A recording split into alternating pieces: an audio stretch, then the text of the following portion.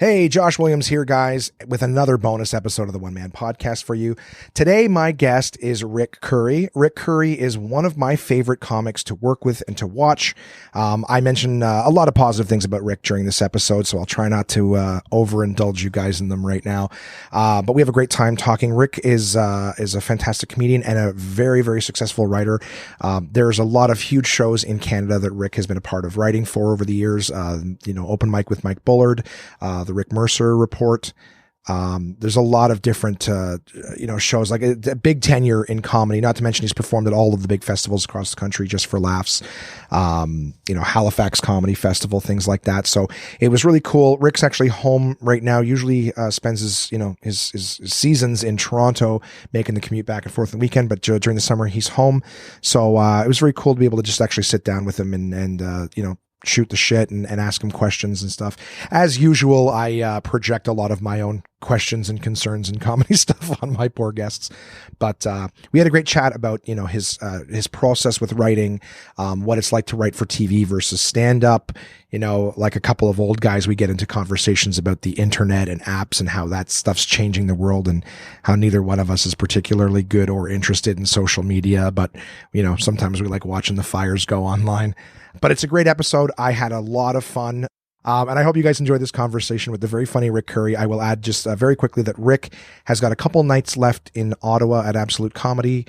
He will be at Toronto and Kingston Absolute Comedy Clubs as well. So go to absolutecomedy.ca. And of course, these bonus episodes are always brought to you by the partnership with Absolute Comedy. So I hope you guys get a chance to see Rick. Don't miss your opportunity to see him. He's absolutely fantastic to watch. And I hope you guys enjoy this week's episode. Yeah!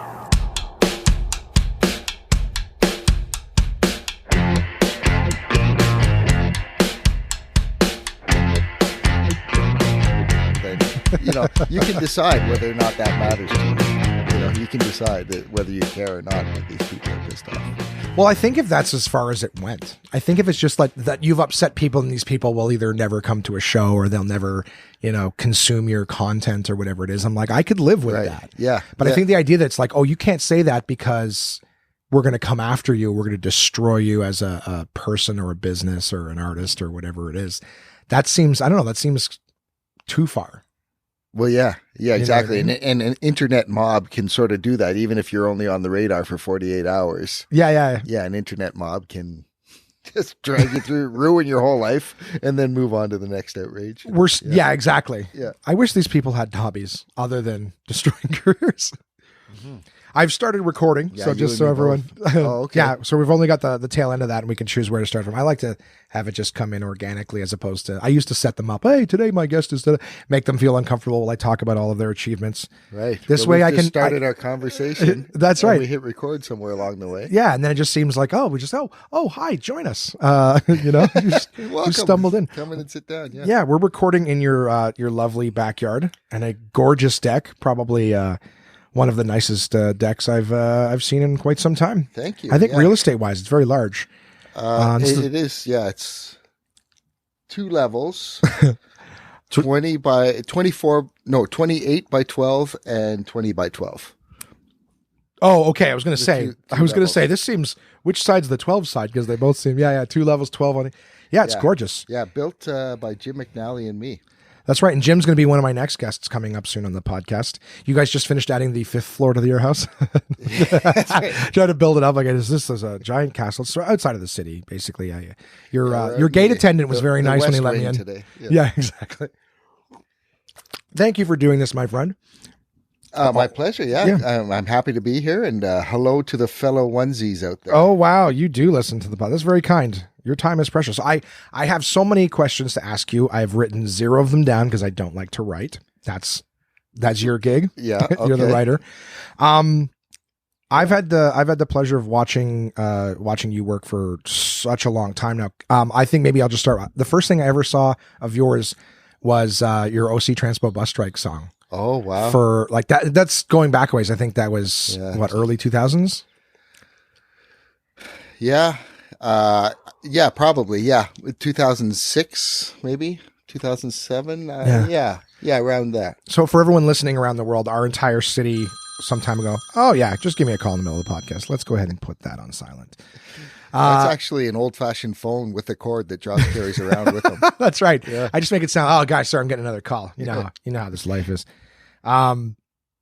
Yeah, the our city, like the whole bus system went on strike for, it was quite some time, if I'm not mistaken. Yeah, it definitely dragged on a lot longer than anybody expected it to when it first started. And it was right in the middle of Christmas and January. Like it started before Christmas and went right through almost, I think, to the end of January. So a month and a half. Yeah, the worst weather possible in Ottawa. It's all the snow and slush and everything like that. Yeah, and picture like the hundreds of thousands of people that depend on it, right? Yeah. Yeah, it was a shit show. I'm trying to remember, was it like a skeleton crew of buses, or was it absolutely no buses whatsoever? I can't remember. I'm not sure. Yeah, I think there were managers that were driving like the real main routes. Yeah, like like just the up and down the 95 or Transit something. Way Yeah. and up and down Bank Street or something. Yeah, I'm not sure though. Yeah, I don't know, because they need mechanics and shit too, right? So, Yeah. So I don't remember if they actually were any buses at all. Yeah. Yeah, as far as I know, it was as good as shut down. Yeah, Right. Oh, absolutely. Oh, yeah. And you did a parody song of Johnny Cash's what is it, Folsom Prison or whatever it's called, Folsom Prison Blues. Yeah, Blues? yeah. It was just the bus strike song. And, Yeah. And it went viral, right? You had it on YouTube or? Yeah, exactly. We did it we were just having a show at Centerpoint Theater, and I wrote it for that show just as a fun thing to do because the whole city was like in the middle of this miserable bus strike. Yeah. So I wrote that, and then my niece, who was like 8 or 9 at the time, recorded it. And so we threw that up on YouTube, and yeah, it had like 20,000 hits in 4 days. That's amazing. Yeah. And I think my mom had sent that to me. Oh yeah. So she said, I don't know how she found YouTube. Yeah. I had people sending it to me. Have you seen this? That's me. That's me. What the fuck? Yeah. That's hilarious. Yeah. I haven't seen it, but I think I know where it's going. That's great. Did OC Transpo ever like reach out to you or anything like that, or the news, or did you ever? No, I never heard from OC Transpo. I heard from some bus drivers. Really? Yeah. Oh, tell me. Well, no, actually, though, I got a bunch of email during that time because, like, all these people, even if 1 out of 100 write to you, that's still a lot. Yeah. And so, no, I remember I got a few from bus drivers saying, "Hey, I'm a bus driver, and I think this is funny. This is good." So. Okay, so good natured, not like, "Hey, this is not funny. This is serious." You're like, "Well, what the fuck?" Yeah, exactly. Because I slammed both sides. Right. I slammed the mayor, and I took a couple shots at OC as well, and so. That's what you're supposed to do, right? With satire, you're supposed to just sort of see the truth and say it and not pick sides. I mean, that's the best satire anyways. Right. Yeah. Right. Like it's always easy to just pick a side too, I guess, and slam away at the other.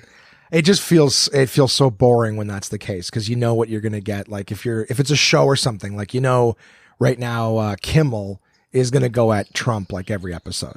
That's right. You know what I mean? And So Colbert and Seth Meyers and everybody. Everybody's like, "Oh, that Trump." It's like, I don't care anymore. Like I do, but I don't. Like, not to mention these guys are still also just part of the big Trump show, right? Like, he gets his strength from people saying his name, and now we're doing it. Yeah, sorry everybody. And I never do it. Like I've done. I'll do shows with people. I'm like, hey, you guys have anything you want to?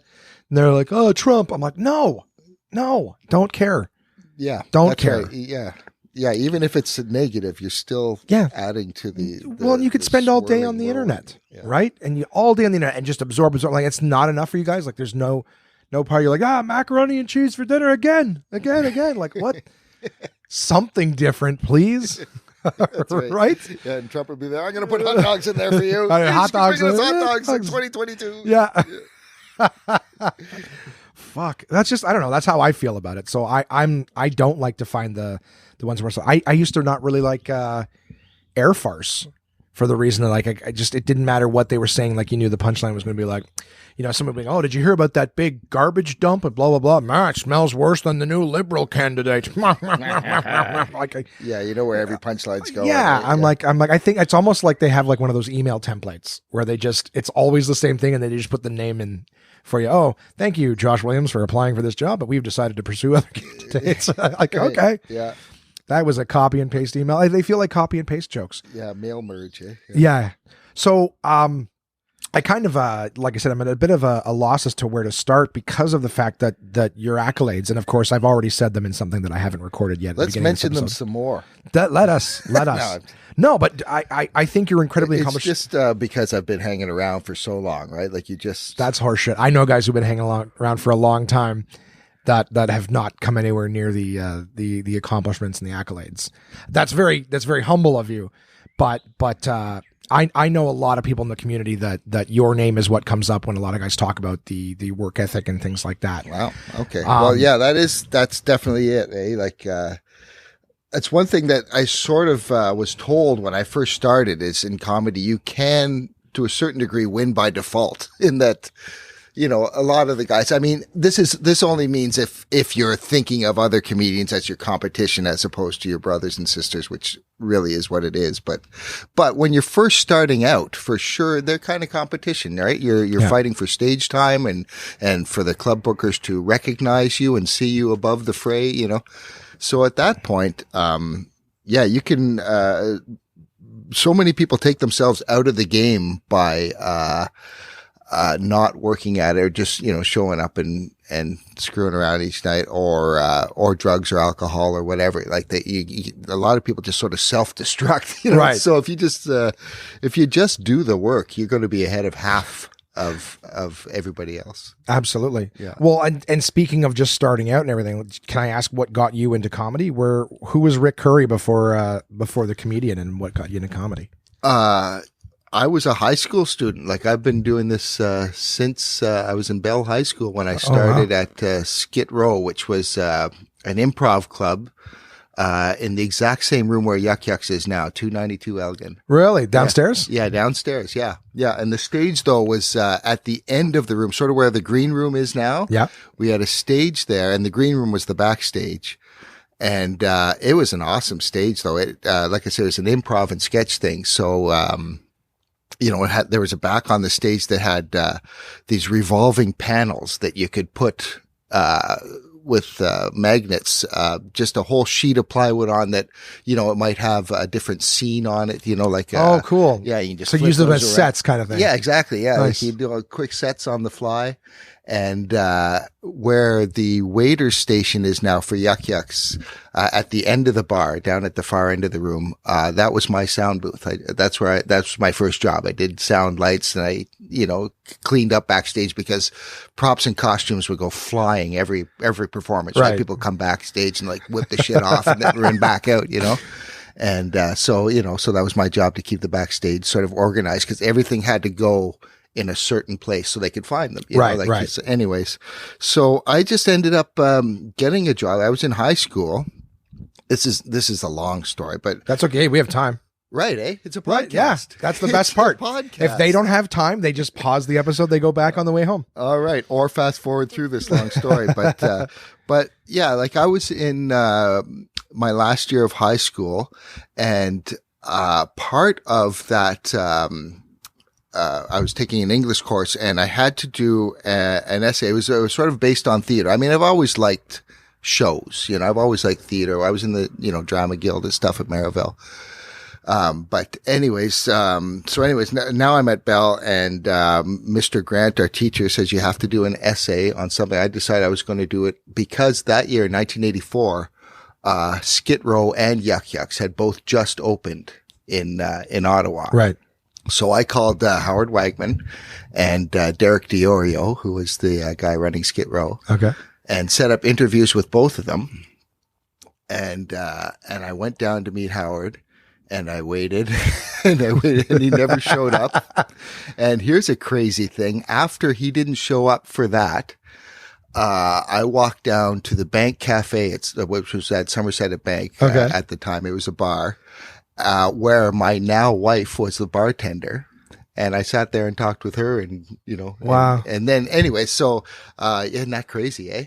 And did you guys pick, like, is that where it started, that one meeting, or did you like, she worked there and then years later you No, I knew her from high school. Actually. Oh, okay. Yeah, we went to high school together, and so I just knew she was working at Bank Cafe. And okay, I was cool. a few blocks from there, and so I was gonna say, that'd be great if that was the night that you met her. You're like, I went to this cafe and I met this night. Wait, and then okay, right, exactly. Fair. Yeah.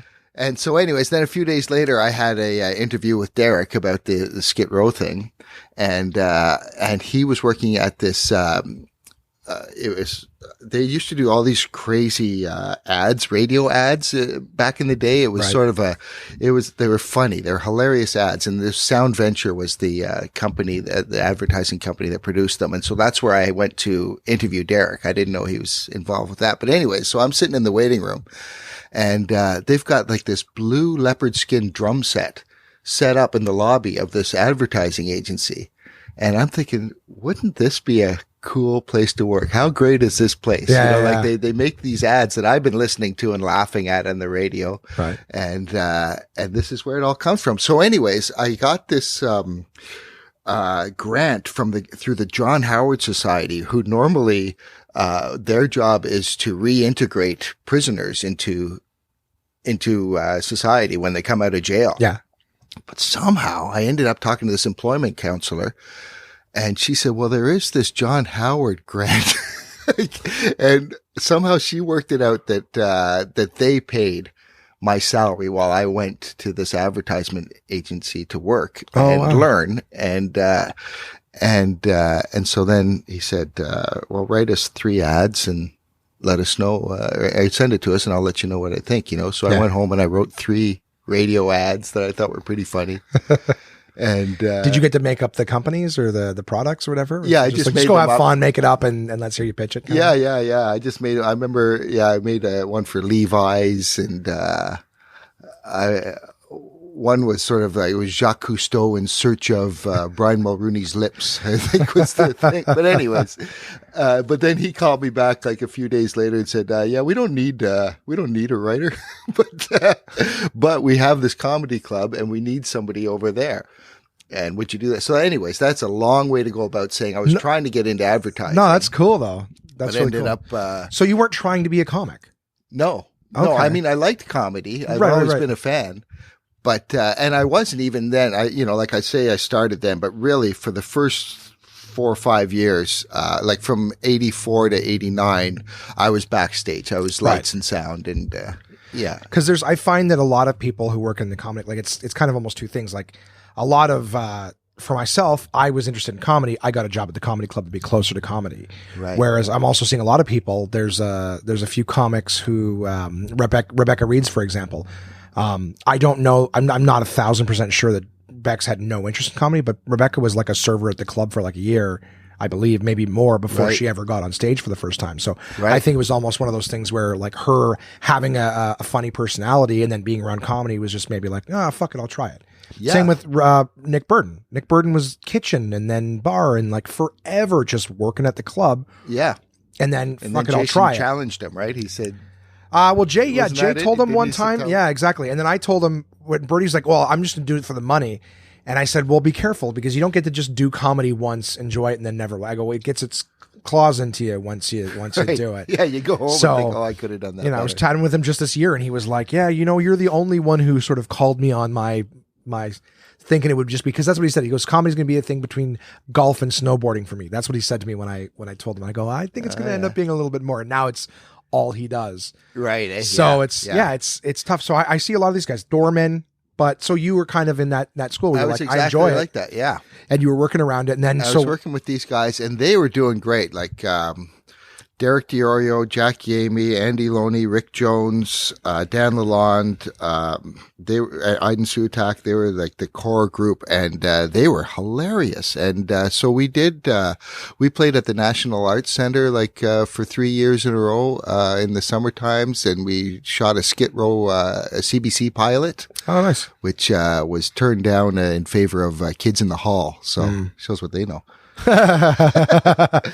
But anyway, so what I'm saying is though, so I sort of came in the back door to comedy and I ended up latching on with these guys who were going places and doing things. And it made me believe, hey, there's potential here, and it seemed to me all my other friends from high school, many of them were still in university at that point, but other ones who were working were making about the same amount of money, but, at really hard jobs, right? Where this was kind of enjoyable. So but then that ran its course, right? That, like, a troupe is hard to keep together, right? Everyone's people get older, they start to get married, and exactly, yeah. Those things, guys were all in their 20s at the time, but yeah, exactly. Then they hit their 30s, and so then it was like late 80s, and the troupe had sort of disbanded, or everyone had gone their own way, and so that's when there was a contest at Grand Central. And they were giving away this big sound system, which was very important to me at the time. Right. And so I put together a bunch of pretty much their jokes, right? Skid Row jokes that I cobbled together. And I came in second in that contest, losing to Brad Lyons. Really? I've heard a lot of, I'm going to free my mic because I want That's to a guy hold you it. got to get on your podcast. What's that? The sound? No, or Brad Lyons? Yeah. I would, if you want to as well, feel free. Because okay. I'm holding up this heavy bass and I'm like, you know what? Right. I'm comfortable just leaning back and forward with the mic. I've heard a lot of stories of Brad Lyons beating out guys. Jeremy Hotz, hilarious. Just for Laughs showcase or something like that. Right. I bet I wouldn't be surprised. Yeah. And so anyways, so the next week, the manager comes up to me. I go, like I say, I cobbled together like 6 minutes of Skid Row jokes, but it went off okay. So the manager there says, listen, I'll pay $80. You want to MC next week? We're bringing people in. And so it was Marty Putz was the guy I opened for, but now I had to do 25 minutes or half an hour. I think I had to do half an hour, and I ended up doing 25 minutes, and it was just brutal. Oh yeah. Like I had no idea what I was doing, but it was the late 80s and comedy was just sort of a thing anyway. So, right. yeah. Some people were going like, did it feel like there was a point where it was kind of people just like, if they didn't get it, they're like, were people like, oh, I guess that's us? Like, this is comedy, so is it us that doesn't get it kind of thing? Yeah, maybe. Yeah, I don't know. The complete opposite of nowadays. I was too busy sweating bullets to really, Right, you come off stage and we're like, that was great. We didn't understand it, but it was great. Yeah, exactly. Here's Marty Putz, and then he took the show over. Do you know him? Do you remember? No, I don't think I've ever heard the name. I know what a Putz is, but I was like, I could see all the jokes the poor guy got. Well, he was a prop comic, which was huge then, and but he became enormous, like on the American University circuit, the college circuit. Yeah, he was. Yeah. Anyways, Google Marty Putz. He just did fun things. Like he would put on like a big, a baseball glove over his face, like a hat, but it would be like his face would be in the right in the middle of the baseball glove. Okay. So he was hidden. Yeah. And then everybody in the audience would have marshmallows and they would throw them at him and he would try and catch them. And it was just sort of fun. So the glove was pointed outwards so it could catch the marshmallows kind of thing? Yeah, exactly. Okay. Yeah, that's interesting. They were just throwing them at his face. Right. But yeah, his audience part. Anyways, just pure fun craziness. Right. Like a West Zaharic well beforehand. Yeah. Yeah. Very much like a West Zaharic. Well, that's cool. So stand-up got its claws into you from the improv sort of start. There. Yeah, exactly. Yeah, I just sort of watched comedy, and those guys went off, and then I had to do something. But then, and then I went to. I thought, I'll give Yucks a try, and I went there, and they said, well, you got to come and watch, and I've been watching comedy for 5 years, man. Yeah. So, okay. And you're in their place, right? Was it? Oh, that was the improv place, right? This was Yucks on Albert Street at the time at the Beacon Arms Hotel. I thought for some reason the improv troupe was operating in a Yucks at the spot. No, that was their place, and then Yucks was a separate entity at the time. Exactly. Yeah. The club was actually called Skid Row. Right. And you know how. Even then, I think we were viewed as competition. Right? Oh, of course, of course. So there wasn't any crossover there, but anyways, so then I go down and I finally go through all the hoops to get on at Yucks on amateur night. And this was on. They used to run it Thursday nights after the regular show. Right, there'd just be about 5 guys on after the show. Yeah. And of course, I'm the 5th guy on after that. So it's a whole show and then 4 guys and then me, but I'm ready to go. Yeah. and of course I'm, having a good time anyways, watching the show. And Mike McDonald walks in and he wants to go on. So I get bumped and I'm so sore. I don't go back for a year. I'm just like, fuck this place.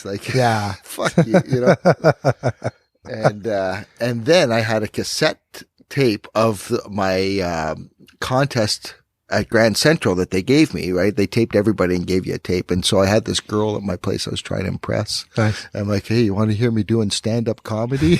yeah. yeah. And so I put it on, and you got to do that again, And so, okay. So then I signed So it up wasn't for Yucks it wasn't again. a horrible. I never would have gone okay, back to comedy again if it wasn't for her saying, you got to give it another try. So then I went back to Yucks and signed up again, and I got on, and then the hook was in me. Yeah. And now it's 30 years later. Yeah.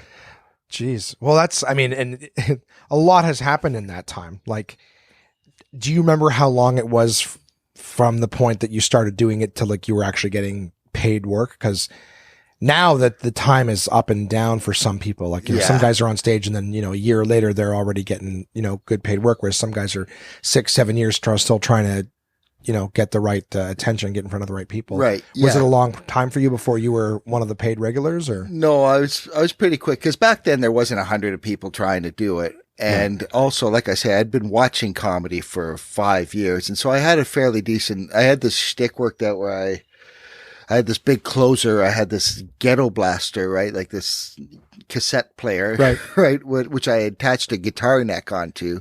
And on the cassette, I had recorded strumming.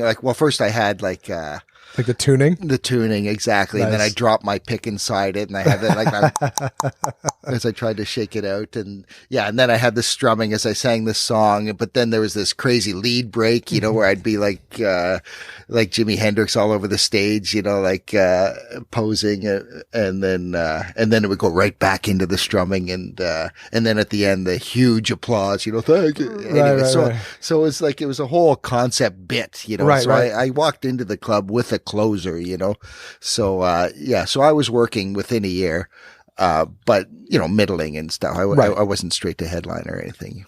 Yeah. Yeah. But in those days, like they flew me to Winnipeg to middle, from Ottawa to Winnipeg for a weekend. Yeah. And I middled for, Harlan Williams. And then they flew me home again. Yeah. I'm like, well, it's my understanding. All right. Yeah, it's my understanding that the money is the same now as it was back then. So I can imagine. I can imagine the money now in the 80s being absolutely outstanding. That's how I ended up stuck there. Yeah, because I was thinking, like I was saying before, I'm making the same money that my other friends are making, that they were working their asses off, and I'm traveling around the country, and That sounds like I don't know why I feel like I've seen that close. Did you do it for a long time? The ghetto blaster with the neck? When I first started, I probably did it for a couple of years. Okay. Is it on film anywhere? Like, would I have seen that on TV or something like that? No, I don't think so. No, I never. But who knows? It could have got videotaped back then. But fair, yeah. Because as soon as you said drop the pick in it and whatever, I was like, that feels really familiar. Oh yeah, that, or I've seen someone lift that from you on something. Well, the thing is, like people said, you should bring that back, but it doesn't work anymore. Like there are no more. No, because now, like back then, it was a real feat to edit a cassette tape. You know what I mean? Like that was a real big thing, and to be able to time it with your pausing the cassette, to talk and then playing it again, and it was a real thing. But now it's all digital. It's anybody can do it. It's pretty easy. I think there's such a level, just when listening to you describe it, I smile. There's a lot of charm to it. Right. Yeah. I don't know. Just really even if you had like a neck coming out of a seat, like a Discman, even though it's digital and it's recorded or whatever, just the idea that it's kind of like, it's clearly not the instrument, it's something else that you've done. But I think that the humor is in the timing, is knowing like. Well, it's true. Yeah. If it's still a funny song or whatnot. Because Door does that stuff all the time on a much smaller scale, where it's just a recording of something. He's got all sorts of different bits where he's, sorry guys, halfway through, I forgot how to, you know what though, last night I recorded myself doing the joke in case I forgot, so let me just listen to that, and he'll just play like a little voice recording of him just talking, saying the same thing again. He's like, and then he goes, I can't remember the bit. Okay guys, last night I recorded it, so it's like a recording of him doing the same, and it's just and people are just laughing. He's like, and he goes, and the thing is, blah blah, and then it gets like recorded over with "Sweet Child of Mine" or whatever. Is like, So just funny things like that. Yeah, but I mean that is fun. Yeah, like this, I'm working on a show now, and I really want to include a lot of the like sort of audio bits. For sure. Yeah. And I don't know. I find those things charming or whatever, because you kind of. It's cute, and I like the misdirection. Like I said, the dropping the pick was something that's like, it's not just like, hey, look, it's me playing a ghetto blaster. Right. That is cute, but the having the different elements of trying to get things right and tuning it and whatever. I don't know. I like That's fun. Yeah. Fucking sometimes when my girls were first born, like when they were, little babies, I used to bring a baby monitor on stage with me and just put it on the stool and say, sorry, my kids, I just got to, keep an eye on them while we're doing this. And I had it set up that, like I had this recording that was like half an hour of silence and then the stuff and whatever. But by this point, things were digital. So whatever amount of time I was supposed to do, like say I was supposed to do 10 minutes or something, I would cue it up like to start like 10 minutes right, and start it right as soon as I go on. And so when I was right at the 10-minute mark, you'd start to hear this coming from the baby monitor. Like I actually had the other monitor, elsewhere. And then I had it all recorded like, oh shit, I got to get going. But then you hear my wife come in. It's like, oh, it's okay. My wife got it. And then you hear this guy's voice. Okay. Can we get back to this? Like, hey, what's going on? Anyway. See, that's fucking great. Yeah. And that would like still work today. That still works today. Yeah. And if you wanted to get real fun with it, you can get one of the video ones where you've got, the other guy come in with his pants off or whatever. Right. You know what I mean? We actually see the guy come in. Are we going to do this? Yeah, you can do the. He's got a belt around his neck and a goat on a leash.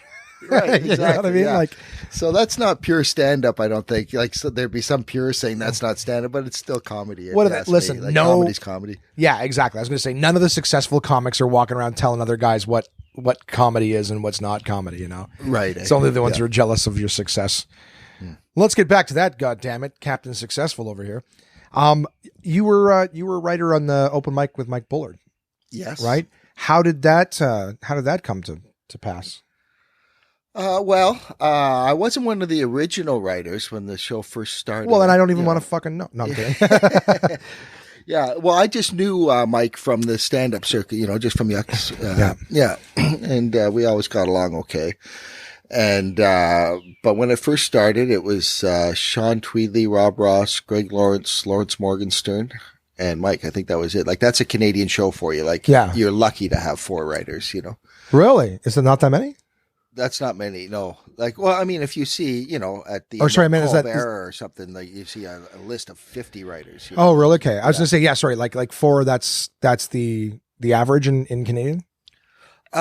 I guess so. Yeah. Well, the thing about Canada is everything is so organic and small. Some rooms have 10 writers, some have 2. I don't know. Yeah. The grand prize on a Canadian game show is $500. You're like, right. Wow, I was. Thank God you guys are paying for the hotel and the Via Rail ticket because that's. But somehow they opened up the budget for one more writer and they put out a thing saying everybody, if you're interested, anyways, write some stuff and send it in. And so I did that, and then they phoned me and said, "You're in." So, nice. Yeah. And what was That's that the like? Whole story. Was that your first writing gig for TV? Yeah, that was my first real TV writing gig. Yeah. So that's really, really fascinating to me because I'm struggling to write for myself right now. Right. So I'm curious, like, what is the writing experience for TV? Like, what were your expectations, and then what it ended up being? I mean, it's like a lot of it is, like opportunity meeting preparation. Like that was my first national TV writing thing. Right. But I've been at Rogers 22, putting on little shows and stuff too, like locally. So I didn't know what to expect. All I knew is that I had a deadline each day where you need to put stuff in.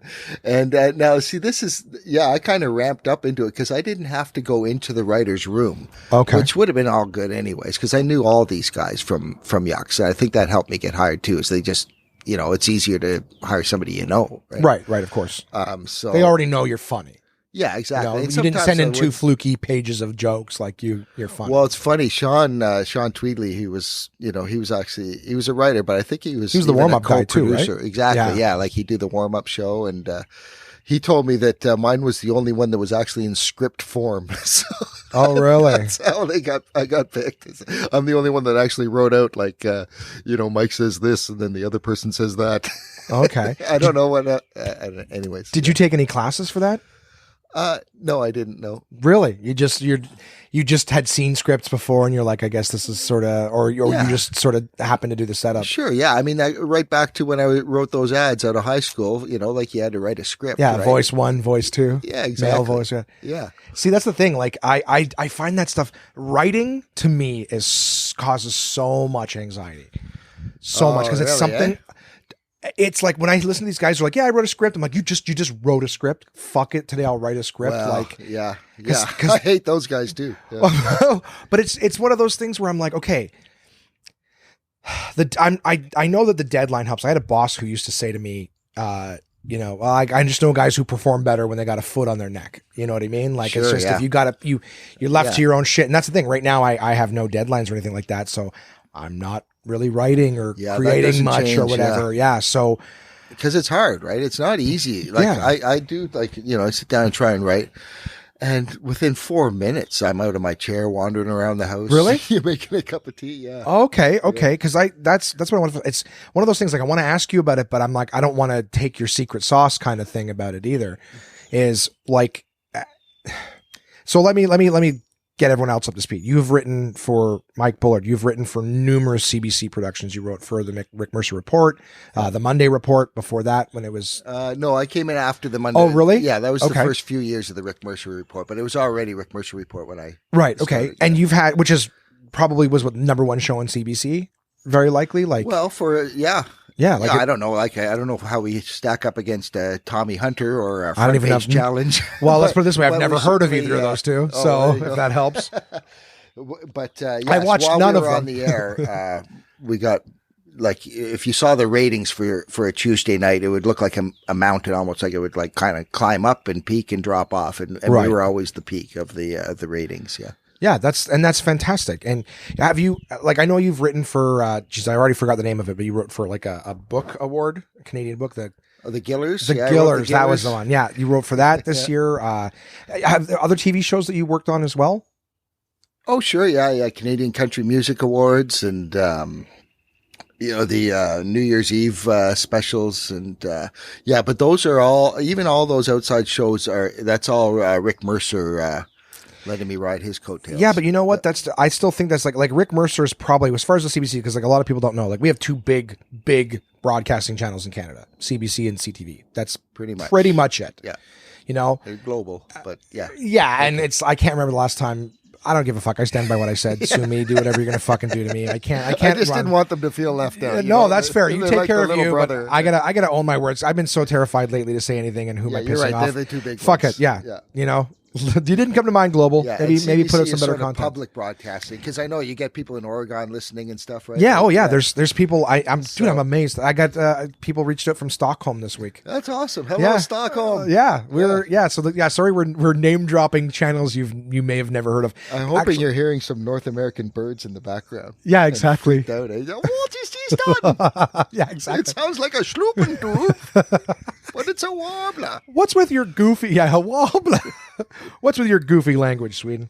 Believe it or not, actually, one of the two, it was a podcaster in Stockholm, and one of the two hosts is from Ontario. I didn't find out where, but is from here in Ontario. Yeah. Cool. So one of them is an American that lives in Stockholm, and the other one's, I guess somebody who at one point lived in Ontario. Cool. Well, they're really getting going, eh? Yeah. My post-production scrubbing software should get rid of some of that, but I guess that's nice. Oh, well, it'll get rid of some. It just won't overpower. Anyways, yeah. But this is what happiness sounds like, guys. All right? It's like a Disney movie when Snow White or Cinderella goes frolicking through a woods. This is what they get to feel like. Yeah. It's one that just landed on Josh's shoulder. That's right. Yeah. I'm trying to feed it. Little bluebird. I'm going to eat it, though. Yeah. But to give context to everyone listening, is just I wanted everyone to understand that, like, it's not like, hey, one time you wrote for a show or, you wrote for a few years on a show. Like, you've been selected numerous times for things. And one of the reasons is you're a very good writer. And so, yeah, rather than like, okay, what about this show? What about that show? But just to give people, like, you've been a writer for television for a long time. Yeah. I think, I guess that's my story, is that, like, I got into comedy trying to be a writer, trying to be a stand-up writer or a commercial writer, advertising.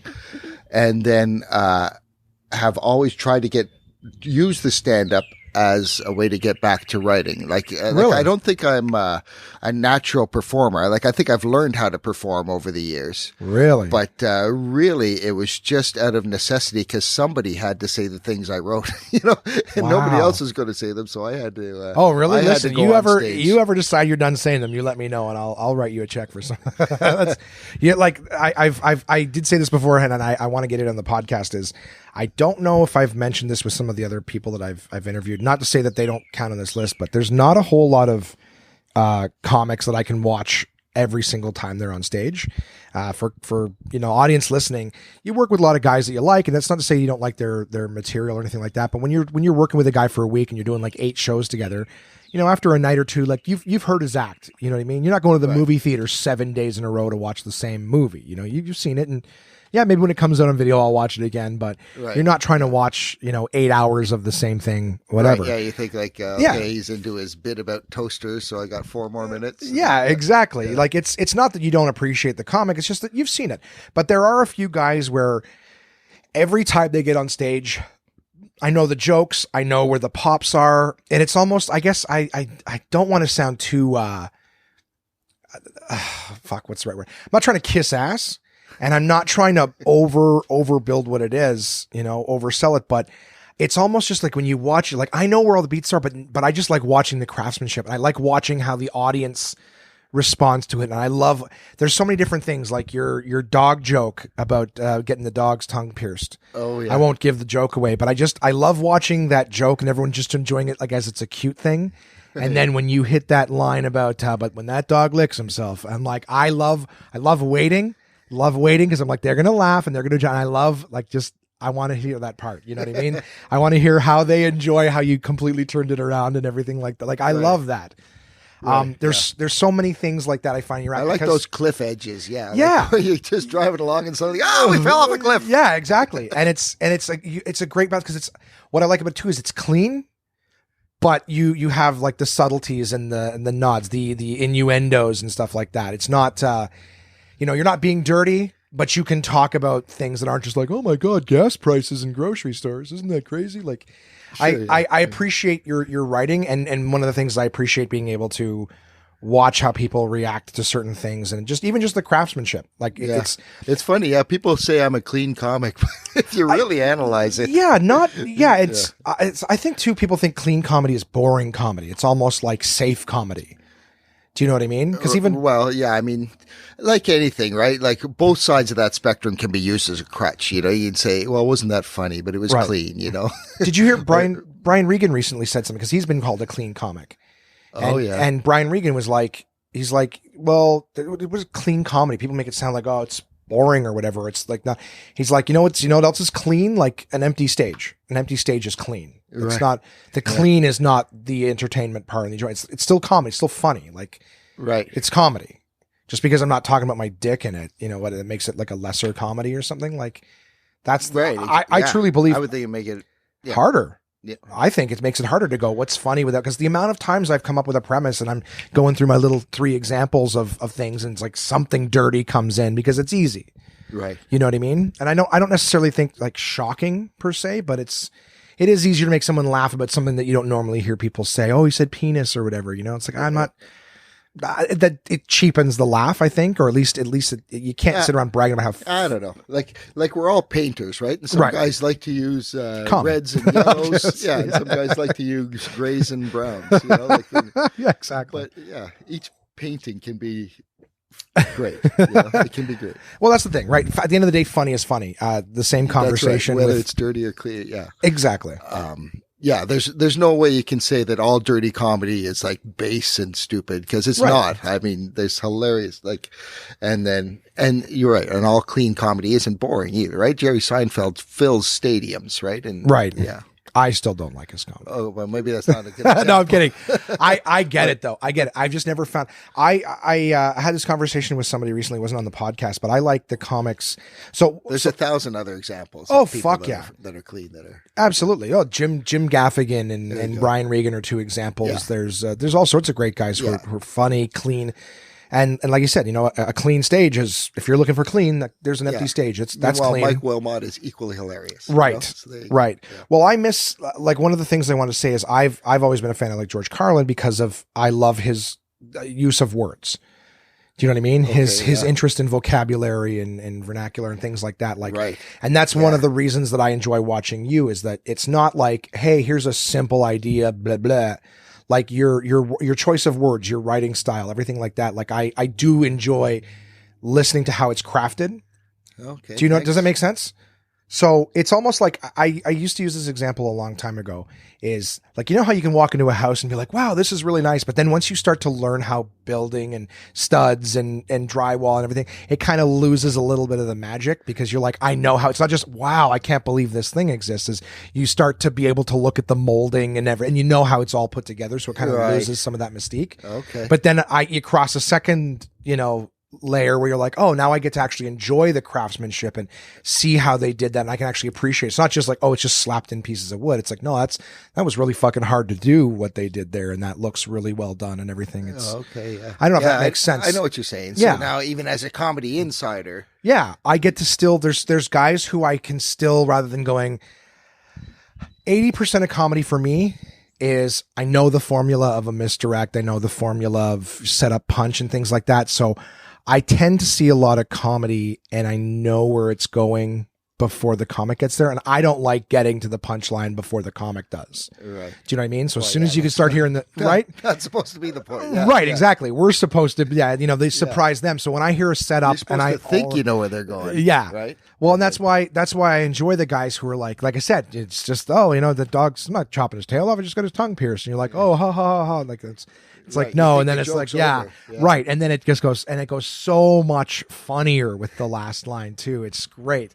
And that's what I enjoy. Is I enjoy not being able to get to the punchline before the other comics. Whereas like I find 80% of comics, I'm watching the bit, and as soon as they start with the setup, I know exactly where it's going, and it's like, okay, well, I'm there now, and then beat, there they go. Okay, well, that's not entertaining for me. If I can write the joke in my head faster than you could say it, then it's not fun for me. So that's why I like guys like, but that's because you're a comedy insider, right? Like, I guess other people would move into that house you're talking about and think, what a great house, I guess. I mean, it's also good too, because I feel like there's times you hear comics like, man, people are so stupid. Like, well, I don't know why they don't get this stuff. It's like, you don't want them to get it. If they got it this easily, there wouldn't be comedy clubs, because we'd all be walking around making each other laugh for free on the street. Right. I like that other people, their brains don't go to the funny and ridiculous right away. I'm like, that's us. We'll take care of that for you. Yeah, we'll fill this need. We'll take you down the path. Yeah. So I don't know. I guess very long-winded way of saying that I still appreciate watching what you do. And in terms of just being like, well, I got to say it because someone, I enjoy watching you as a performer, and I enjoy you as a writer as well. Okay. I said all of your credits and stuff because I'm curious, very curious about like the writing. So when you started as a writer on Bullard versus where you are now, has your work method changed? Like, do you have a system or a routine or anything? Again, not to give away the secret sauce, but maybe something that can help guys like me and other comics who are like, I want to write, but writing is incredibly intimidating. The idea of like sitting down at like a blank page or a blank computer monitor. Yeah. Like, do you have something that helps? No, I mean, I wish I did. It's horrible. Really? No. Okay.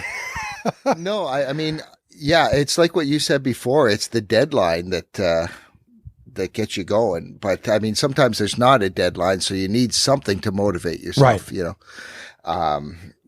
For me, I don't know. I'm motivated. Like, I'm writing a show right now just because I'm going to need something to do in 2020. Right. Yeah. And I can't, I'm just, I'm not interested in going on the road as a comic. I've sort of done that, so I've got, anyway, so I'm trying to come up with a couple of different things. So that's my motivation too, because when you wake up in the morning, you've got a blank page on your, Word, Microsoft Word.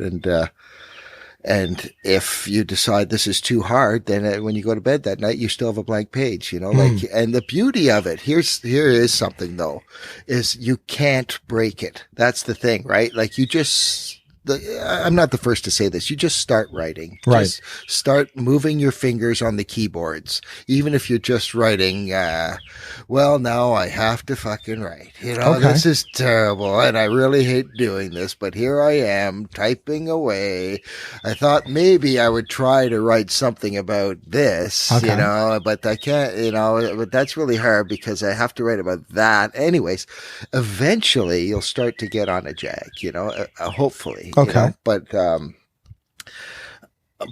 yeah, it can take a really long time to come up with something you like. Okay, I guess that's the point I was starting to make, though, is that you can't break it in that you just type it all out, and that delete button is always there, right? And so even if you write, only 9 paragraphs today, and you delete only 9 paragraphs. Yeah. Well, I don't know.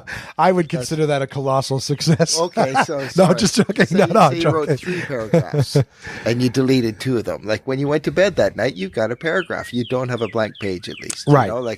And you did the work. To be, and a sad reality of at least writing comedy anyways, is that, 70% of what you write is shit. Right. You're going to have to delete it. You got to, kill your babies. Even if you love them, even when you wrote them, you thought, oh, this is great. When you read them later, maybe it doesn't fit with the rest of it or whatever. I mean, there's nothing wrong with saving an idea for another time too. Right. But bottom line is, there's no secret other than to sit down and move your fingers on the keyboard. Yeah. Yeah. And do you find that that's a better platform than pen to paper? Like on the computer? I see. No, like actually, when I'm writing stand up, you're right. I'd much rather have a notebook and be sitting in a park. Really? Okay. Yeah, but I'm just talking about writing for TV where it has to be. No, naturally. And you did answer my question. I wanted to know too, if for yourself, like if there was just, because Seinfeld's, being the example earlier, he swears up and down pen to paper and yellow notepad. Never, right. Well, never. Yeah. But I don't know. Like I not to say that there's something to that, but just for him mentally, like that's his method. That's his method. He's like, no, never. It's always on the paper. Yeah. I personally struggle, and I apologize. I have lots of questions about the writing if you're cool with it, but sure, everybody's turned this off. Like you think so? I don't. I think anyways. there have been so many people who are like, ask him about his writing. Ask him about his writing. Well, okay. So I wish I had answers. No, it's okay, but maybe that helps because everyone thinks, at least myself, just the amount of success and the work ethic. I'm like, I don't know how Rick does it. I just the idea of sitting down, like kind of having the deadlines and like, what do I write? And I have to have this many, like, I want to ask questions about that too. Again, if you don't mind. Okay. But, it's fascinating to me is like, so I guess it's 2 different things. There's TV writing, like you said, and stand-up writing. So when it comes to these shows, are they similar in the sense that it's like show up and we need what's a writer's room like, if you don't mind answering that? Each one is different. Okay. Each TV show has its own vibe and its own group of characters. Yeah, that all stems from the writer's room. So I can't say what a typical writer's room is. Fair. Some are all women, some are all men, some are a little mix of both. Some are all young, some are all old. But the beauty of a writer's room is, it's like a baseball team where you really only need 1 out of the 5 of you to get a hit that day. Okay. Like 4 of you can go up and strike out. As long as 1 guy puts it over the fence, you've had a good day. You know? Like that's the beauty of it, because that really takes a lot of pressure off, like, I mean, I'm not, I'm ashamed to admit that there were some days where I thought, well, I know Greg's going to have something. Or I know Chris, really? It's Tim, Steve, somebody's, right. George is going to come up with something because I got nothing, like where you kind of rely on your teammates, but other times, you're the guy that gets the hit. And that's just, I guess, I mean, a lot of it just comes with experience too, right? You think of something and you just, after a while, oh, that's funny. Oh, I can walk down that path, Yeah. And I guess you just got to have a sense of humor, right? But really, that only comes like that moment where you think, oh, that's funny. That's like the 37th thing you thought of Right. on that topic. You Right. know, like especially like on a show, for instance, like Mercer, you know, our topics were really limited. Like we had to write about politics, you know, or at least current events, you know. And I mean, there were other rules, like no tragedies. You never wrote about anything where somebody died, you know, or well, there were other you know, other things that you just didn't touch, you know, like third rail, we would call them. Oh, really? Yeah. Or punching up. Like you always punch up. You never like, you know, Right. punch down. So anyways, it was a very small strike zone you were trying to hit. So Is that a new term, by the way? Just to before I'll forget, What's is that? the punching up? Is that something that for the industry has used for a long time and just the general public is using? Because it's something I haven't heard in the last couple of years is the whole, you know, people Oh, is getting that angry right? about stuff. Well, yeah, people That's getting funny. angry. I've heard about punch up, but I thought that was making something funnier. Oh, we're Oh, yeah. punching it up. But now Yes. everyone's like, oh, you're punching up, not punching down. And I'm like, I've only heard that in the last couple of years. Well, it's funny And it how sounds- that's become a term. Yeah. But that's always been a comedy thing. Like, Yeah. where you make fun of people in power as opposed to like, you know, I've seen comics go up and make fun of like, mentally handicapped kids. Yeah. like what are you doing? Like you're victimizing victims, you know. And anyways, that's another whole story. No, but I'm with now you on I just that. victimized anyway. But they're not victims, they're beautiful. No, but I think But you know what I'm saying. I got to tell you this. You know, I mean, that's punching down is what I'm Right. saying. Like you're making fun of you know, like if not mentally handicapped, like just plain handicapped or people, you know, or whatever. Yeah. Like that's punching down. You're attacking people for things they can't change. Exactly. Yeah. Exactly. And that's you not know, fair. Or even like even this was a thing in the 90s at Yucks. At least for us, anyways. Like in the 90s, there was a lot of back and forth with the audience, a lot more than there is these days. Like it's sort of. It's not that heckling was encouraged back then, but it was sort of accepted that it was something, you know. Yeah, people are going to yell shit out. Deal with it. Like there were still cards on the table saying, please don't yell stuff out. But people would come and go, look at this little card. Hey, I'm going to get that guy. It was almost like a game to try and They don't mean this. One up the comic. Yeah. But anyway, but for us, at least for a couple of us, our thing was like, if you saw somebody in the front row and they were like, say they were, you know, horribly obese, or they were, you know, like just were missing an eye, whatever it is, right? You didn't mention that. You had to, like the most obvious thing to attack them on was out the door, and you had to find something else to hit them with, you know? And I think that's fair. Yeah, I think that's fair too. I think that just because if if you just say, hey, you fat fuck, you know, like you're like, yeah, great, your eyes work, thanks. Yeah, people aren't paying money to hear, you know, they're paying money to hear the next thing down. You know? We do heckle holes now at golf tournaments, which are really fun, and it's like you basically get paid to be Stadler and Waldorf at a hole on behalf of the comedy club. So we're basically trying to screw up the golfer's shot by fucking with them and teasing them and everything like that. But, but I did that. It's usually was Brendan and McKeegan and myself doing them for Absolute. And Brendan and I work really well together off of that stuff. But Brendan wasn't able to make it, new kid this year. Oh, okay. And, And so I brought a new comic, and I was trying to explain to him, I go, have fun, make fun, whatever. I go, but generally speaking, try not to make fun of something they can't change.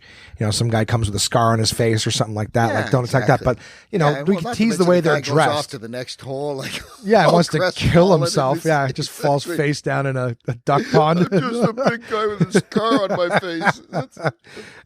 My mother tried to stab me in the face, and I've never found love or a healthy relationship since. Exactly. But at least that comic on the last hole. Yeah, he high-fived the other fat fuck that was talking. Those two pieces of shit. That's some great advertising for the club right there. But that's the thing. So we don't do that. So I'm like, make fun of the way they're dressed, or if they got a silly haircut, or just something that's something that's not. One time I was in Grand Center, I think it's called. What's it called? Yeah, I think it is north of Edmonton, like way north. It's they've got an Air Force base up there. Anyways, I think it was Grand Center. Anyways, there was this guy in the front row just blah, blah, the three guys like just hammered, but one guy in particular, and he had on one of those like a halo, you know, like a thing that attaches to your shoulders with these rods that go all the way around your head with this thing that circles your head, like the neck brace kind of thing, where it's screwed into your head and everything. Yeah, like stabilizes. It went up over his head and was like screwed around his forehead and around the top. I've of seen his those. Head. Yeah, like that's fucked and up. We went back and forth like for a long time, and finally, after 20 minutes, I said, "Look, buddy, we've been going for 20 minutes, and I haven't even mentioned that you're wearing a bird cage on your head." And the place went nuts, and but I was happy about that later on, thinking, "Yeah, we did. We went for a long time, and I never even mentioned the fact." But at the same time, it's not permanent. It's not like that's his life now. Well, that's true too. Right. That's right. So well, hopefully. Yeah. And one of the things I've noticed too, and this is, I don't want to say off topic from the writing and stuff, but just still comedy. Sorry, I'm sitting on my keys here. I think a lot of people, what I've learned in my short time doing comedy is everybody wants to be included. Do you know what I mean? Like to an extent. Yeah. So they don't want to be. They don't want to be belittled and made a spectacle of. But if you're going around the crowd and you're doing crowd work with people, like everyone's not like, well, completely ignore me. Like I've found in my short period of time is that I see a lot of people like you make a joke and when everyone goes, oh, that person's laughing.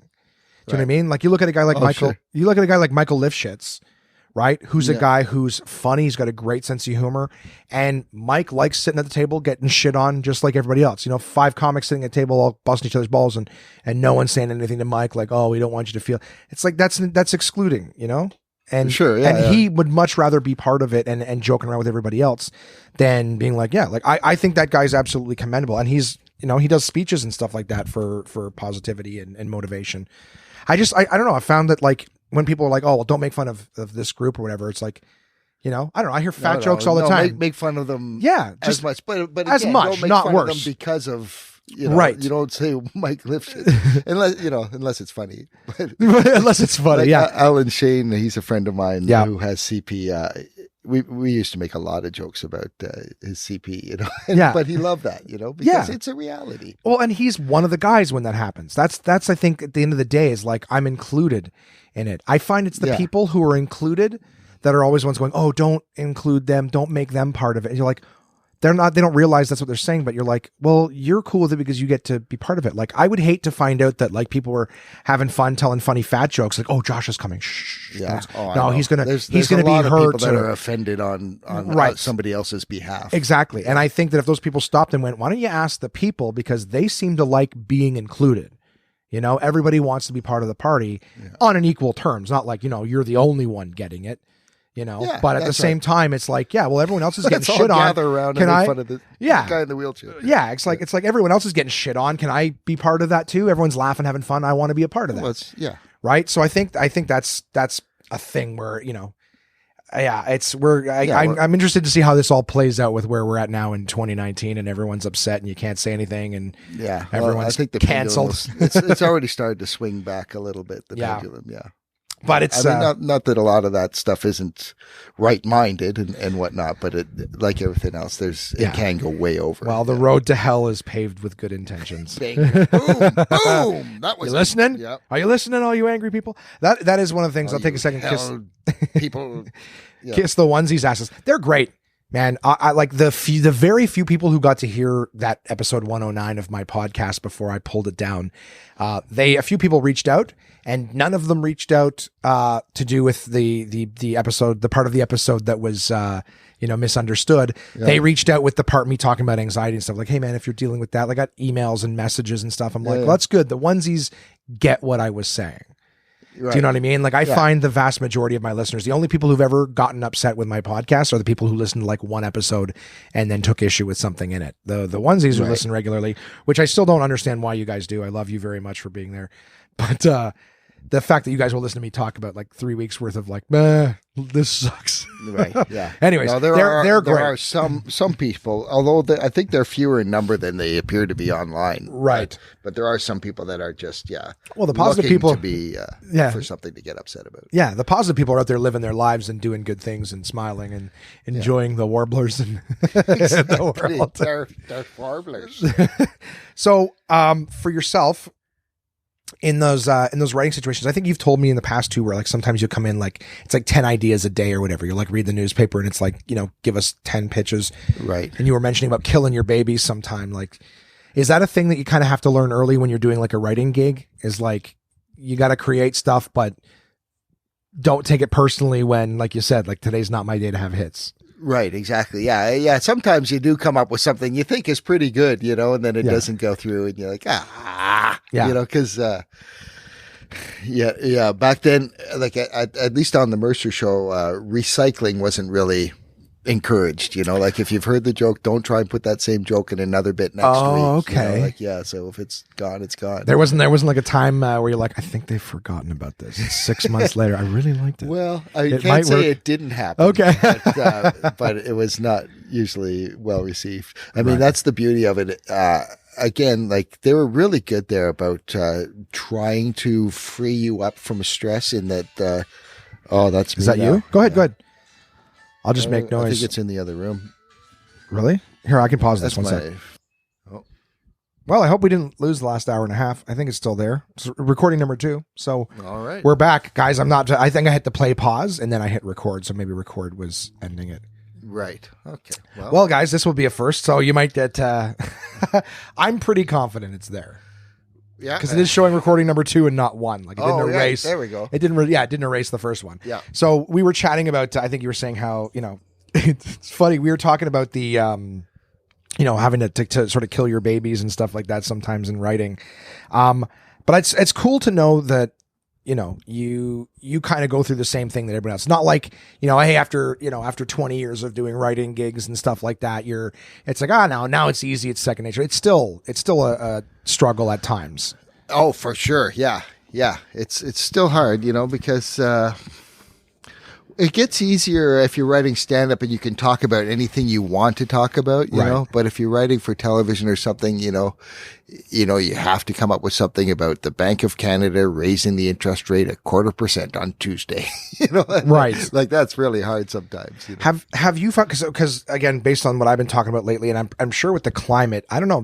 This question just popped into my head, but have you gotten to a place where like, I don't know. Have you come to peace with having limitations on what you can talk about? Because like you said, with a comic, you feel like you can talk about everything, but I think a lot of comics right now feel like they can't. And especially the more things they want to talk about are the things you can't touch. So in working in that environment where you've said like there's like the third rail or whatever it is, you're like, have you come to peace with like, instead of it feeling negative? Like for stand-up, I don't think I censor myself at all. I don't think so. I think it's still a place where you can say anything as long as like, I don't walk around saying like racist or horrible things in my real life, so why would I bring that into my stand-up? Like, of course. You know what I mean? So things that people are going to get offended by, like if somebody gets offended by a joke I've made, I mean, I'll look at the joke and see if it's clumsy or not, and I'll listen to their opinion, but I don't think I'll really, take it out of my act because one person, got upset about it. So I don't know what to tell you about that. Does it, I guess, bother you when someone, I apologize. I'm totally projecting my shit at them. I'm so sorry. That's why I ask. I'm trying to think of a time when that's happened. Well, it's great if it didn't. I would never wish that on you. It sucks. I just know that there's been times, like even in an episode of the podcast where I talk about something and then hearing the response, I'm like, well, that's not what I was saying. That's not how I felt. That's not what was in my heart. But the thing is, it's you can't control what other people think. Right. Like Bill, exactly. Yeah. Bill Burr said that once you do a joke. Sorry, go ahead. Sorry, no, my apologies. Once you do a joke and you put it out there, it's not yours anymore.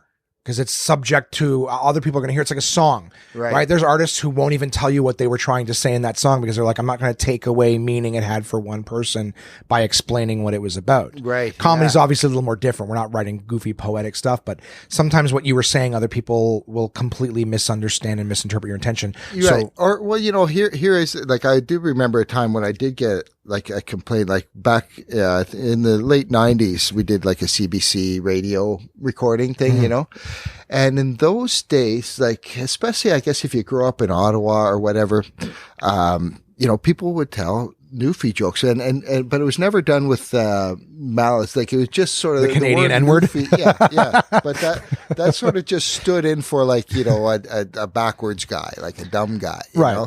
And like when people told Pollock jokes or whatever, it was like, so. Really? Yeah, exactly. So I told a joke, like a Newfie joke, and I was under the impression that was cute, like I didn't mean any malice whatsoever. But I got a letter from a guy in Newfoundland because it was a national broadcast, and he took offense, and we ended up writing back and forth, emailing a couple times, and no, by the end of it, like he's like, if you're ever in this part of Newfoundland, make sure you drop by and we'll make you dinner. And oh wow, that's great. Like we talked about it back and forth, because like I sort of defended my point saying that yes, it is a stereotype, and I think in comedy that everybody understands that a stereotype doesn't apply to each individual person. I said there's the Alberta redneck and the French separatist and the and then the backwards Newfoundland. Anyways, this was my argument at the time. Right. Of course. This is my logic. Yeah, but that's saying as comedy, that's what it's supposed to be.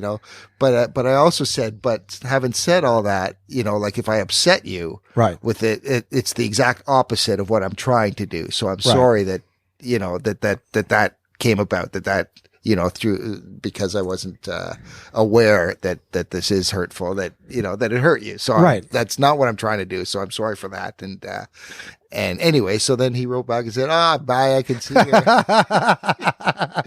he even talked with an accent. Bye. But anyway, so we kind of respectfully had a little dialogue, and by the end of it, came away thinking, okay, neither of us really meant anything bad, but I guess conversations don't go that far anymore. This was years before I assume there was comment sections on the internet. So this was email. When you could actually respond to the one person who had the issue, as opposed to like, how am I going to change these 975 negative comments? Well, like I got a text this morning from the person who does the social media for Absolute, because I'm playing there this week. Yeah, Lisa. Yeah, Lisa. And she said, like I can't find you on Twitter or Instagram. Like, that's right. You're in the Twitter protection program. Yeah. No, I just not into the Twitness protection program. There's me just trying to insert a pun. Well, you need to be there. And I don't know if I need to. Okay, so it might be a better, I don't know. I'm garbage at social media. Garbage. Well, social media is garbage. Yes. That's the thing. So if you're garbage at garbage, then you're doing okay. Well, that's good. The only thing I've put out in a long time was a little thing this morning saying I'm making breakfast and then I'm doing a bonus episode with you today. Oh, great. And it's got a lot of views. So that feels good. But I'm not very good at it because I don't think anything I do is interesting. And if for the onesies that listen to the podcast, doesn't stop a lot of people. No, it doesn't. Hey, look what I'm eating. Here's a picture of a post. And then there's so much like writing and shit on everything. I can't even read it all. It's like, well, it's just, it's either bragging or outrage. It seems to be, or talking to dead people. There's a lot of that. Like, to my father who passed away 9 years ago. Fuck, that's funny. Yeah. Well, is that a joke that you've on written? Twitter? That's fucking hilarious. I like the talking to Americans. That talking to dead people is a hilarious concept of just, there's all these people. So mom, it's like, exactly. Yeah. Or to people who are not listening, like to the fucker who cut me off today on Baseline. Like, well, I hope he's subscribed to you. I don't, people are using Facebook. I'm reading this. He's not reading this. Yeah. Facebook is the operator. Can you connect me to that fucking guy that cut me off? Here it is. Make sure he gets that. I bet you we're 5 years away from that. Yeah, pretty much. All right. I got to find this. Yeah. There's misconnections. I don't know. I don't get it. I don't think anything I do is interesting. And then sometimes I go to post something and I go, am I posting this for the wrong reasons? So that's the problem. I've been reading a lot of like, books on happiness and mindfulness and stuff like that. And they're all like, if you're doing it for someone else, that's not the right reason. You got to feel good about you. And I'm like, yeah, if I'm putting this out here so other people accept it, I'm doing it for the wrong. So I'm just, the better person I become, the way less funny and the way less social in terms of the social media I get. But, it's a weird dead halt in the conversation. I don't know why that's blinking every second. In terms of, this is funny because this question I wanted to ask you earlier and I was very confident. And now after talking with you about kind of like how you're saying that your stand-up was a means to sort of get back to the writing, I feel like I already maybe know the answer to the question. But I wanted to ask, because a lot of people have asked me to ask you as well, that when you're writing jokes and when you're coming up with premises and stuff for the shows, do you land on ones where you're like, oh, this is too good to give away to the show? Like, I want to keep this. Or do you use the ones that didn't work in the show? You're like, well, I didn't want it, so I'm gonna hang on to it. Like, how does that play out? Does it happen one way or the other, or both ways, or not at all? Yeah, no. When you're writing for the show, you're giving them all your best stuff. You can't hold back and think I'm gonna keep this for my own stand up. But luckily, like at least with the Mercer Report, there wasn't a whole lot of crossover. You know, like that was a very political show, and the jokes were written in a TV format. You know, you're writing desk bits and bits like that. You know, but maybe you do come up with a joke or at least a concept that you can translate. Yeah, I don't know, but. If they pass on it, would you go, you know what? I'll hang on to it.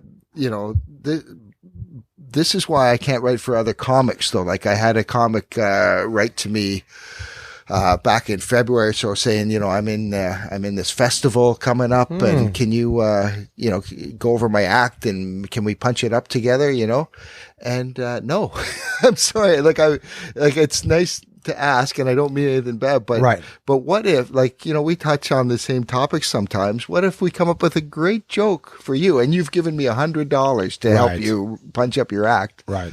Now I got to give you this great joke. You know, I'd rather have the joke than the $100. You know? Right. Okay. Yeah. That's cool. Yeah. That's cool. So, yeah. So there can be cross. Like, that's why I can't really help punch up another comics. Like, I don't mind sitting at the back of the room, and if I think of a tag or something, I'll always, you know, shoot a little tag if I you know, I make a suggestion. You know, no, of course. But I can't formally be hired to sit down to, you know. Interesting. Help, you know, well, yeah, because you get into that situation where, and I actually respect where you write something good, and you're like, oh shit.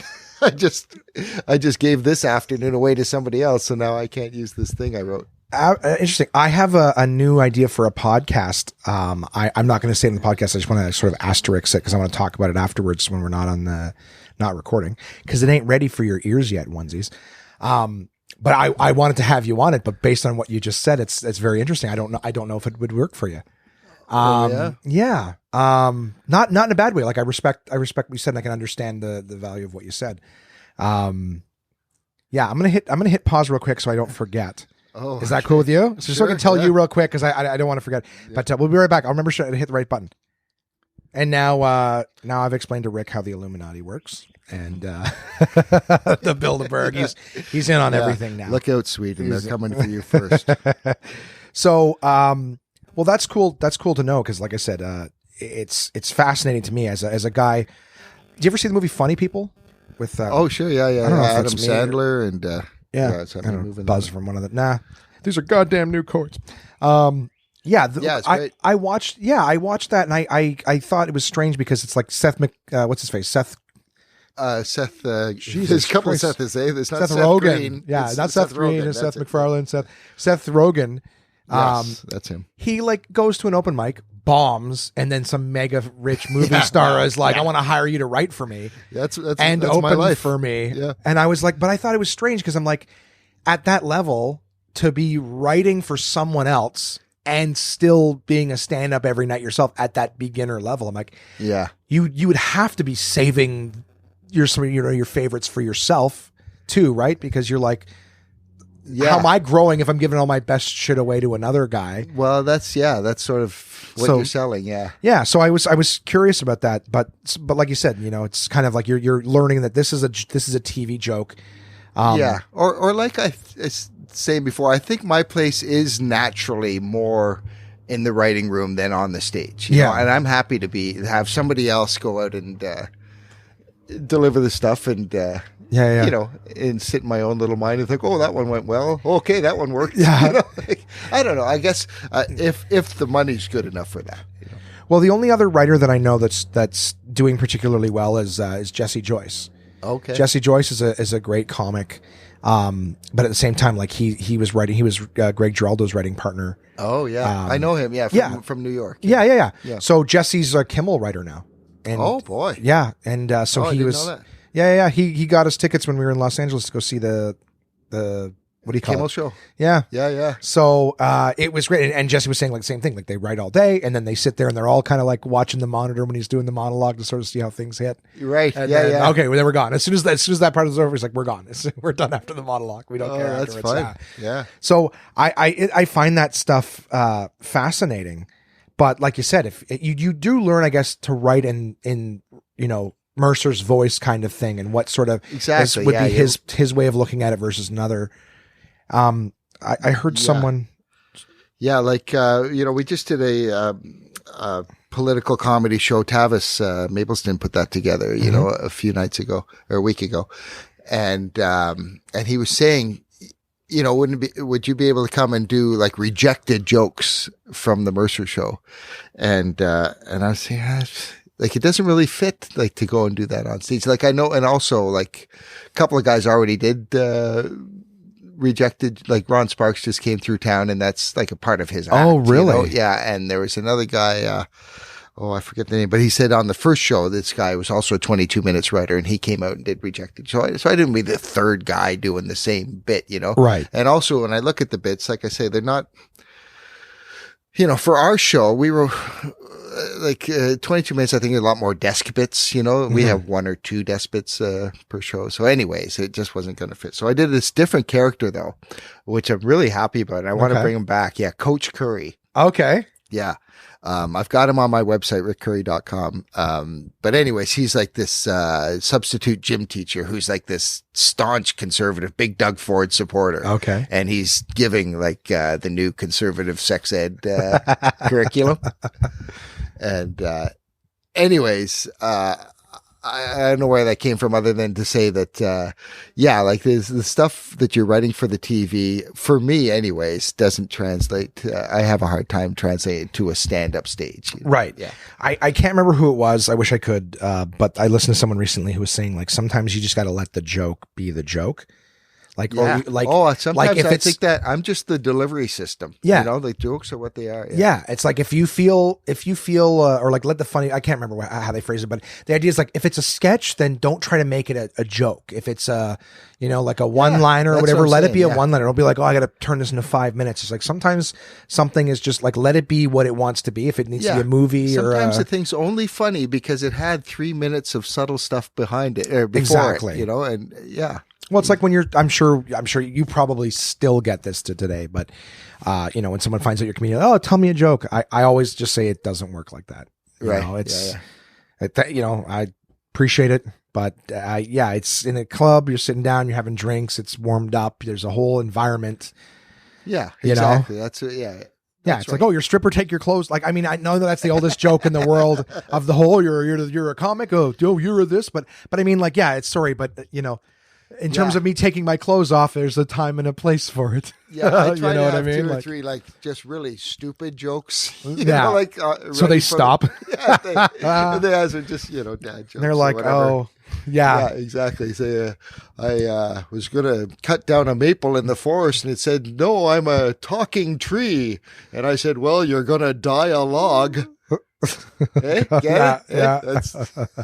And that sets them up. They say, "Oh yeah, so you do that." People pay you for that? Just that's from the that's from this book of dad jokes. Oh, you have a book of dad jokes, Rick? That's what you get for I was on your okay when you're a comic, and then you can't throw it out because people want to see it when they come over. Right? Where's that book I bought you? Pull it out from under the table. Well, yeah, propping it up from one of my girls. Yeah, That's hilarious. A book of dad jokes. Yeah, I bought you this, Dad. When they were young. Yeah. Oh, of course, and I think that's what it is too. At that age, they actually think this is going to help you. Right, I'm helping. Exactly, or at least this is something you're really going to. It's not your fucking neighbor, and he's like, yeah, like here you go. Yeah, so that's what that book is good for. That, like, tell me a joke. Yeah, you're a comedian. Yeah. Well, you've done what I think is probably it's again one of the sort of formulas I'm hearing a lot of guys talking about is the whole, lots of pots on the stove kind of thing is the diversify, like the writing, the stand up. Sure. I mean, this is a hustle, right? Like, Does it still, this is the part where I take away all hope for the young comics listening, but does it still feel like the grind and the struggle? Like, for sure. Yeah. I mean, well, Uh, Not in the sense that, like I was saying earlier, I'm not interested in the road Right. as much as I used to be. So yeah, but I imagine for a lot of people, yeah, it's still quite a grind. Yeah. Yeah. I've asked this of my guests in the past is, did you ever, like throughout your career in comedy, like, did you ever have just like incredibly low moments? Like, was there any times that, you know, you were like, I'm going to hang it up? Like any times that come to mind where something happened, you're like, that's it. I'm done with this. You know, you shared the yucks, right? Where they were like, nope. You're like, well, fuck that for a year. Was there ever a Right. time after Yeah. you were hitting like these Or I successes was where you're just like, fuck that's, that. yeah, I'm like, I got to find something else. Like, I just don't see this long Oh term. yeah, like when I left Yucks in 2003 or so. Jason wanted me to 2004. ask you about that. Actually, I'm glad you brought. I Oh, would is have that forgot. right? Jay's like, ask him to tell the story of how he left Yucks and came to. Oh, I don't know if there's much of a story other than I was just going to say at that point I was ready to walk away from comedy Yeah. in general. Like I thought that's what I was doing, you know, other than I knew Jason had this club going to start it up, but you know, I mean, I had no idea it would become what it has become. Right. Right. I thought maybe this is something that maybe it'll go, maybe it won't, but Right, like all comedy clubs that start up. exactly. Yeah. Yeah. Like there were a bunch before him that came and went, you know, so Yeah. I figured this is another 1 or 2 year deal. So at that point I thought I was walking away from comedy. You Right. know? Yeah. Yeah, no, there's a bunch of times. Like in 2001, I went to Algonquin and took a multimedia course for a year because I just, you know, like I'd done comedy for 10 years, time to get on with your life, you know? Right. And so, but that's when I got hired to work for Bullard, you know, Right. I worked there for a bunch of years. And then that show came to its end. And then, I delivered mail for like about 6 months. You know, I was walking away from comedy because at this point now I had two young kids, you know, Yeah. and yeah, so you don't have the luxury of saying I'm an artist. Right. You know, like you got to put the beans on the table, you know? Yeah. So yeah, at that point I walked away from comedy too. I was a mailman and that's when I got hired by Mercer, you know, so you know, it's like, they keep dragging me back. Yeah. I keep trying to walk away. Well, I heard, I think it was, who was it? Trent's podcast, which he doesn't do anymore. And if you're still listening, get back on that because it was a good podcast. He's a very positive dude, Trent McClellan. Yeah. Yeah. And he's, I don't know him well, but yeah. Yeah. He, just in the sense like he's big on, you know, on the grind and just keep, you know, just keep writing, keep doing it. Well, yeah. Like imagine you had any other job. Like, Yeah. if you get up and write comedy for like 3 hours each day, you're still working 5 hours less than everybody else. It's you true. know? You know? He's the one who, he was talking to me. He said he was one of my first interviews on the podcast, but Trent was saying that like, there's an old saying that he likes. And I've quoted him and whomever it came from many times since is like, you know, there's all these comics that say they want to be comedians. They want to be this and that, but they're spending all night, you know, drinking, you know, and then all day playing video games. And Trent's thing that he shared was like, you know, show me where you put your time and your money and I'll tell you what your priorities are. Right. And so it's like all these guys drinking and playing games. It's like, well, that's what you're doing. You say you want this over here, but you're doing this. So it's like you said, if you can build your mindset that like, you know, hey, you have an 8-hour day. And if you're not carrying mail or slinging coffee or flipping burgers or whatever it is, then put that into, you know, an 8-hour shift doing comedy. Even like you said, Right. if you're only doing 3 hours, your page isn't blank at the end of the day, like you said. And Yeah. Even if you only have one paragraph, that's more than you had that morning. that's right. And you still worked 5 hours less than anybody else. Yeah, it's still not a hard grind, right? It's still, Yeah. I mean, when you get into the touring and the booking shows and stuff, Right. yeah, like when you're really a professional, I'm not saying that's not hard work because it can be, but I'm just saying when you're developing your act or something and you want to say you're a professional comedian, Yeah. then, you know, Then be a professional. yeah, then be a professional comedian. Then, yeah, don't just say it. Just, yeah. Yeah.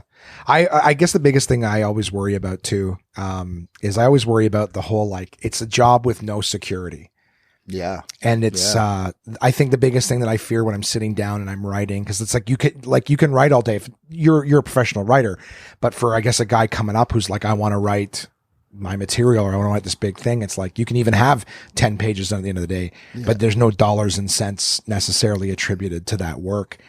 I find not directly. No. Right. No. Right. But when you go out and do your bits, you're going to have such a quiver full of bows here, full of arrows, or you're going to be so well stocked and loaded that there's no way that people aren't going to notice that this guy's way more together than those other two guys on the show. Yeah, I got to start doing that.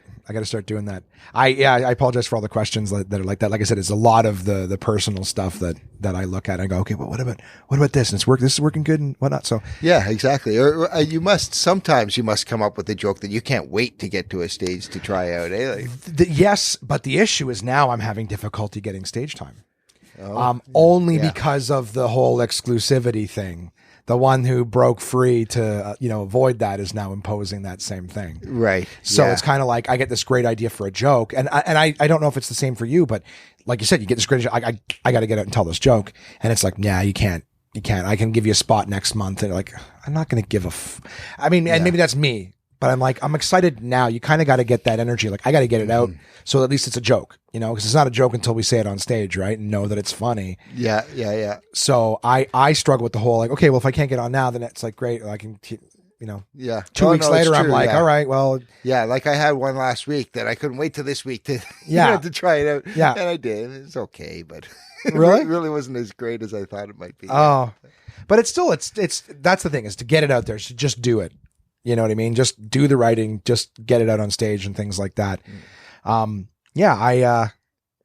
a lot. Yeah, I'm excited for a lot of people to hear this too, so that they know that it's not, it's nothing but sitting down and trying and doing it. Yeah. And I think too, a lot of times some of the younger guys, like they look up to people like yourself who've had successes and have a work ethic and everything like that. And I think they haven't seen the 80% of the shit I write. That's shit, right? Yeah. I only bring out the 10 or 20%. Right. And I think they just think like, well, he's been writing for so long and he's not even probably fearful anymore. He just gets up and he's just right. Yeah, it's easy. Well, you don't write.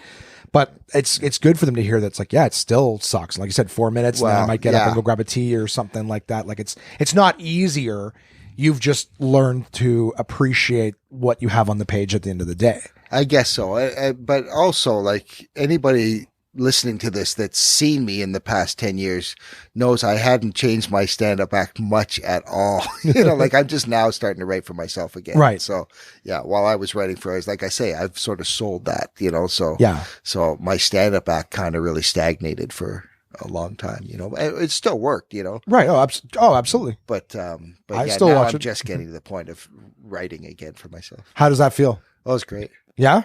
I think, yeah. Like I'm just sort of coming back around to it, but, it's kind of exciting to know I can talk about anything, I can look at today's paper and if I can come up with something about it, I can go up tonight and talk about it. Yeah. That's, becomes a luxury, when you're kind of used to typing it into a computer, like you were saying, and then there's not much feedback until you watch the show later. And that's the only feedback you get, That's the hardest thing with the podcast. As much as I'll do a joke on stage and I'll be comfortable with it bombing or whatever, like with the podcast, I'm staring at the wall and there was no feedback. Right. So I'm just like, so hope this is interesting. Again. Yeah. Yeah. And sometimes That's even if you start to go, oh, this sucks. And I'll finish the story and I'll zoom through it and I'll be like, all right, at least it's done. I finished the story. And then I'll get the feedback from the people who listened later and go, I really wish you'd told more about that story. Or it's like, crazy to not know what's enjoyed and what's not. Yeah. Yeah. This is something I'm just learning now. And maybe I'm wrong. Maybe I'm just thinking wrong, but it seems to me, maybe audiences are different, but they're just as happy to listen to something, that's engaging. It doesn't have to be like when we were doing it in the 90s and the 80s, like you had to have a punchline every 20, 30 seconds. Like you had to have 2 laughs a minute at least, Yeah.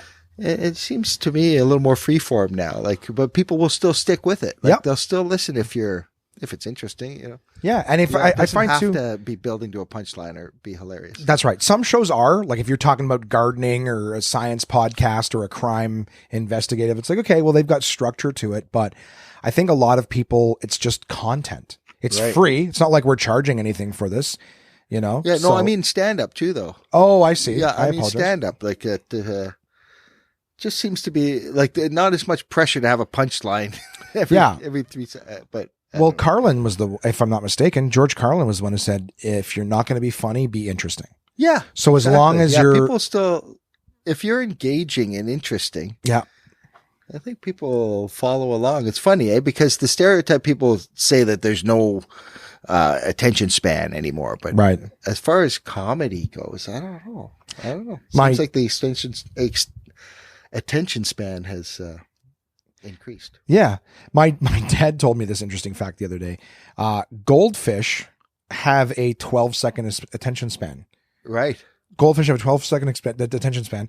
And Stanford or Yale or Harvard, one of the Ivy Leagues schools, did a study very recently that says the average teenager has a 5-second attention span. Right. Eh? Right. Yeah. Now, I did immediately argue I'm totally off with what I'm saying. No. But I just mean that, like, I go at the same time, the goldfish have the plant and the scuba guy, like, and that's the only thing that can distract them stimulus wise. Right. But, and the teenagers have the phone and the fucking Kevin Coca-Cola and the Fox advertising. used to do a great joke, eh? Kevin Fox, do you remember him from out in Vancouver?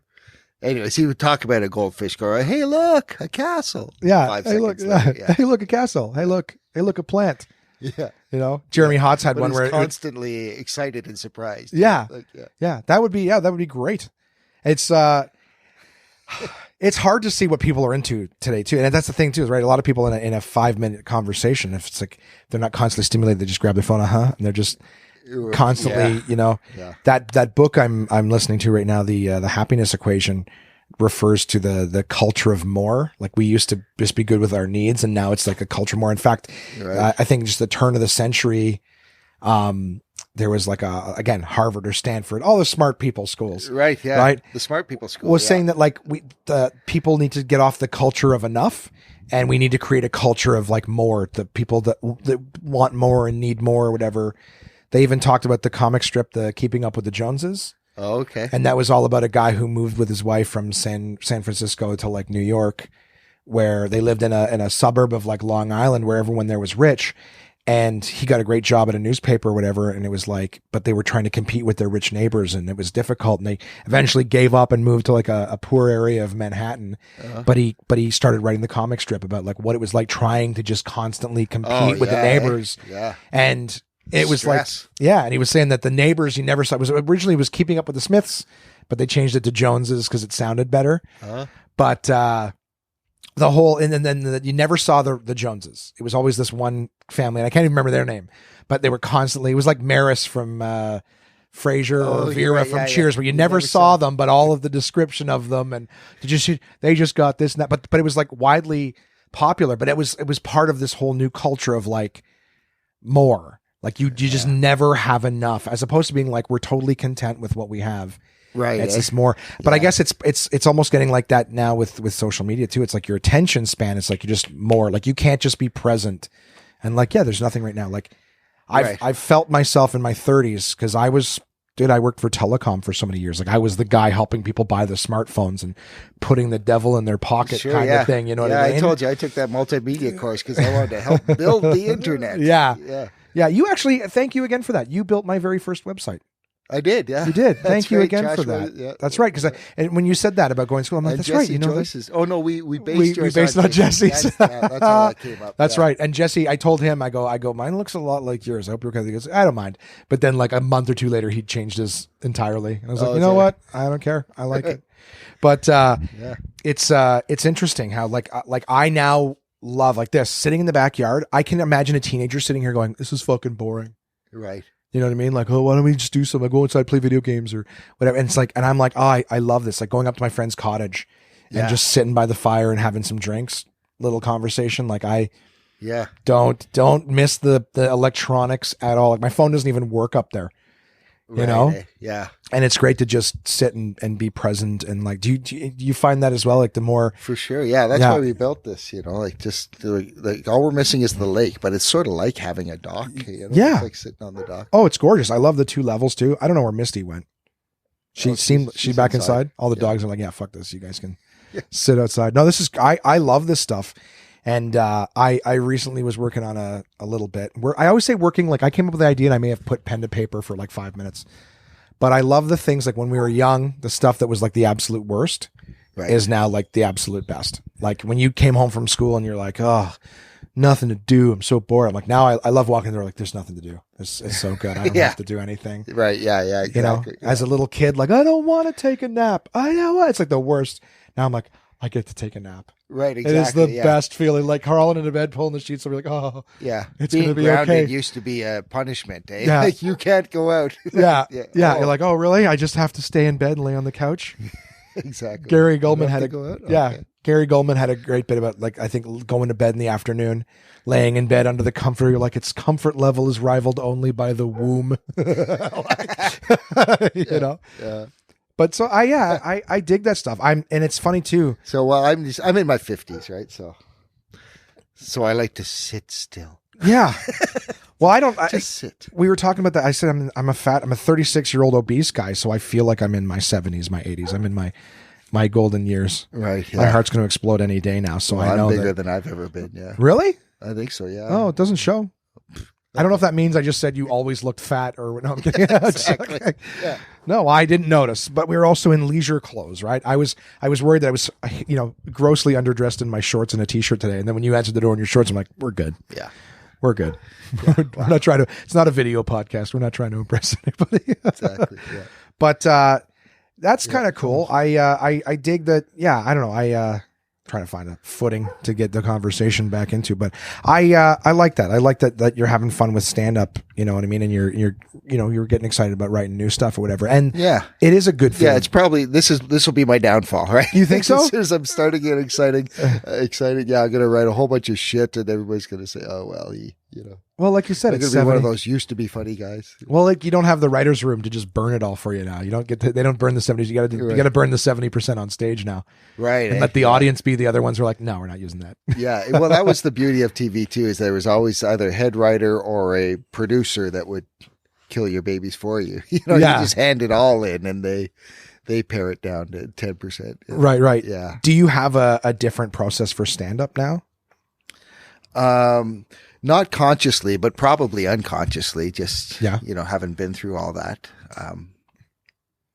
Are you doing it like a daily thing? Like I a try thing? to, I think, when I first started, like everybody, I think you just do anything that gets a laugh, anything that gets any sort of reaction, even if you got a groan or whatever, like you put it in the act, and now I think I'm more selective than, Right. like, even if it's a joke, if it's like, if we were talking about punching down, like I'm trying to keep my act pretty positive now, like even if it is talking about some stuff, if you looked at it objectively on paper, you'd say, yeah, no, it's all pretty positive, like last night I got a real ooh, because I was talking about Doug Ford, Right. and that was all going well, and then I said, and then he kicks an autistic boy and runs away, Right. And they go, but the fact is he's, that's his character. he's been picking on autistic people and whatnot. Like if you looked at it objectively, it's a political thing. But then the next guy who came up after me goes, well, how do I follow picking on autistic people?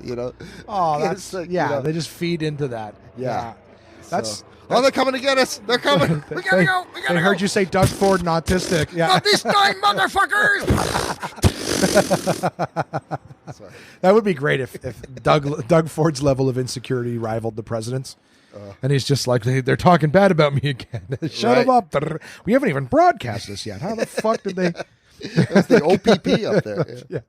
That's another thing that, you notice now is people, they hear a word and they react to the word and they don't even take the minute to, look at the context. It's almost like people are all afraid, like if they're not the ones to ooh it, that's like, oh, you didn't ooh that? So people are just out here, oh. It's like, did you hear what I said?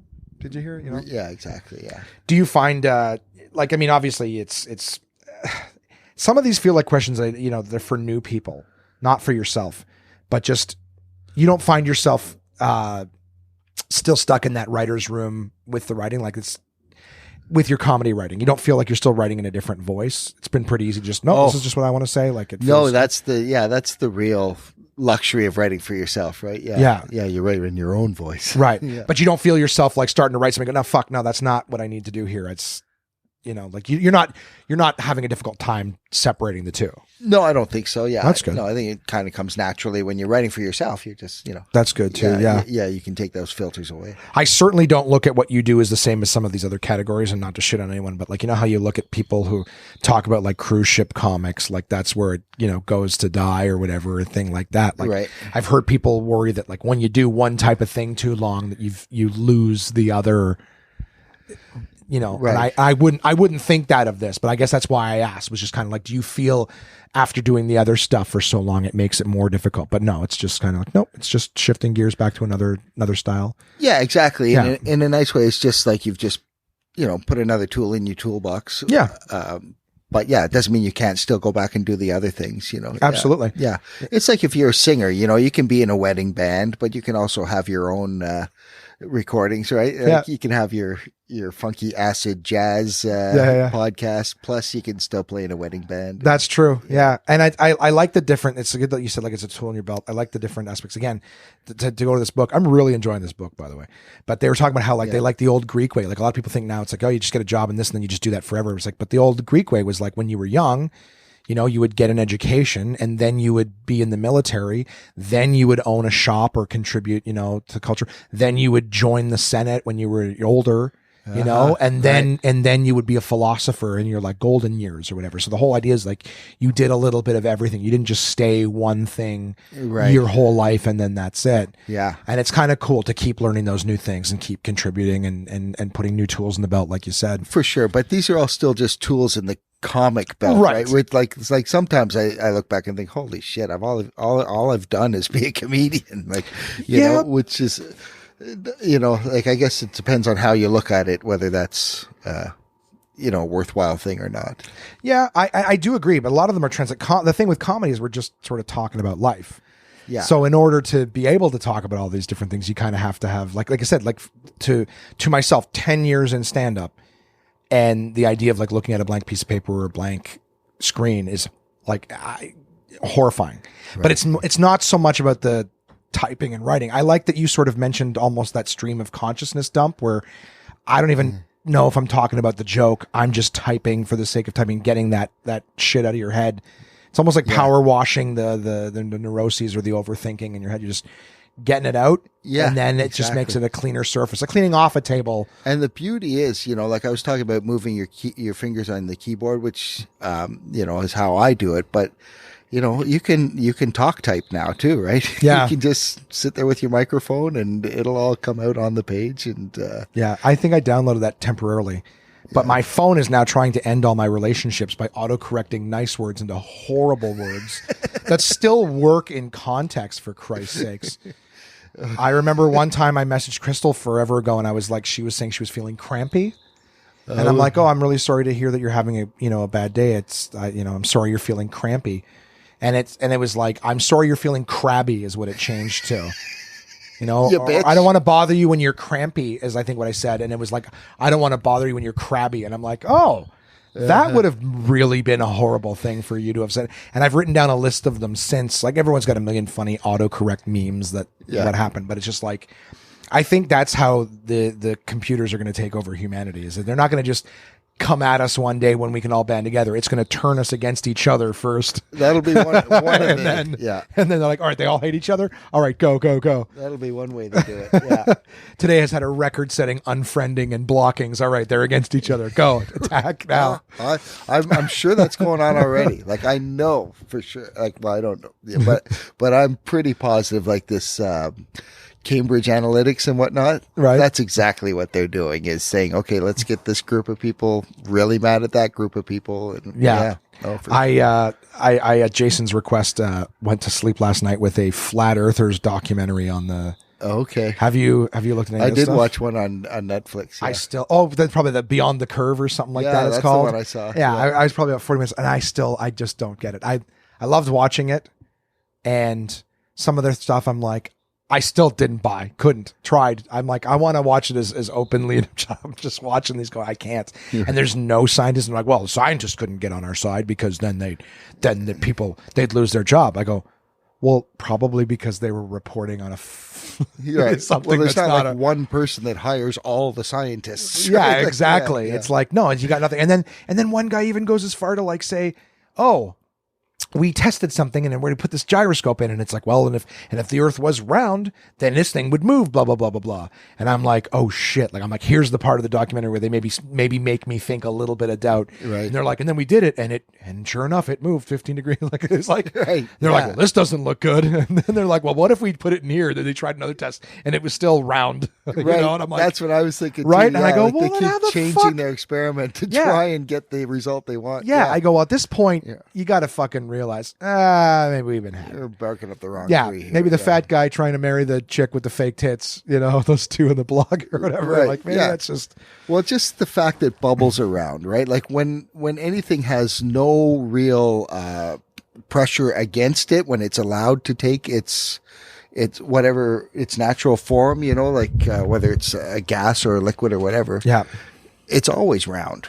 Right? Yeah. So that's why in space wouldn't this rock be round? exactly. And they're like, well, we're hurtling this and we don't feel that. I'm like, no. And they're like, I can see the other side of the river there. Wouldn't it be all the way down? It's like, well, the Earth's not the fucking 500 meters around. It's gigantic. Or what about in the 1500s when the Spanish Armada would leave from out on the Atlantic Ocean, and they would get smaller and go over the edge, and they would disappear. Yeah. Yeah. They fell off the edge of the world. It's like, oh No, but then they came back with ink and gold. Yeah, You know, yeah. So They got, oh yeah. I love watching anyways, that shit. It's we don't need to argue that, but that's a perfect example of misinformation. Like it's pretty bad. Yeah, which goes back to why I'm not on Twitter. right. Yeah. Well, it's a funny thing too, for like you said, it's content. It's as much as I can't imagine anyone in their right mind. And I'm sorry, any of my onesies who may be flat earthers.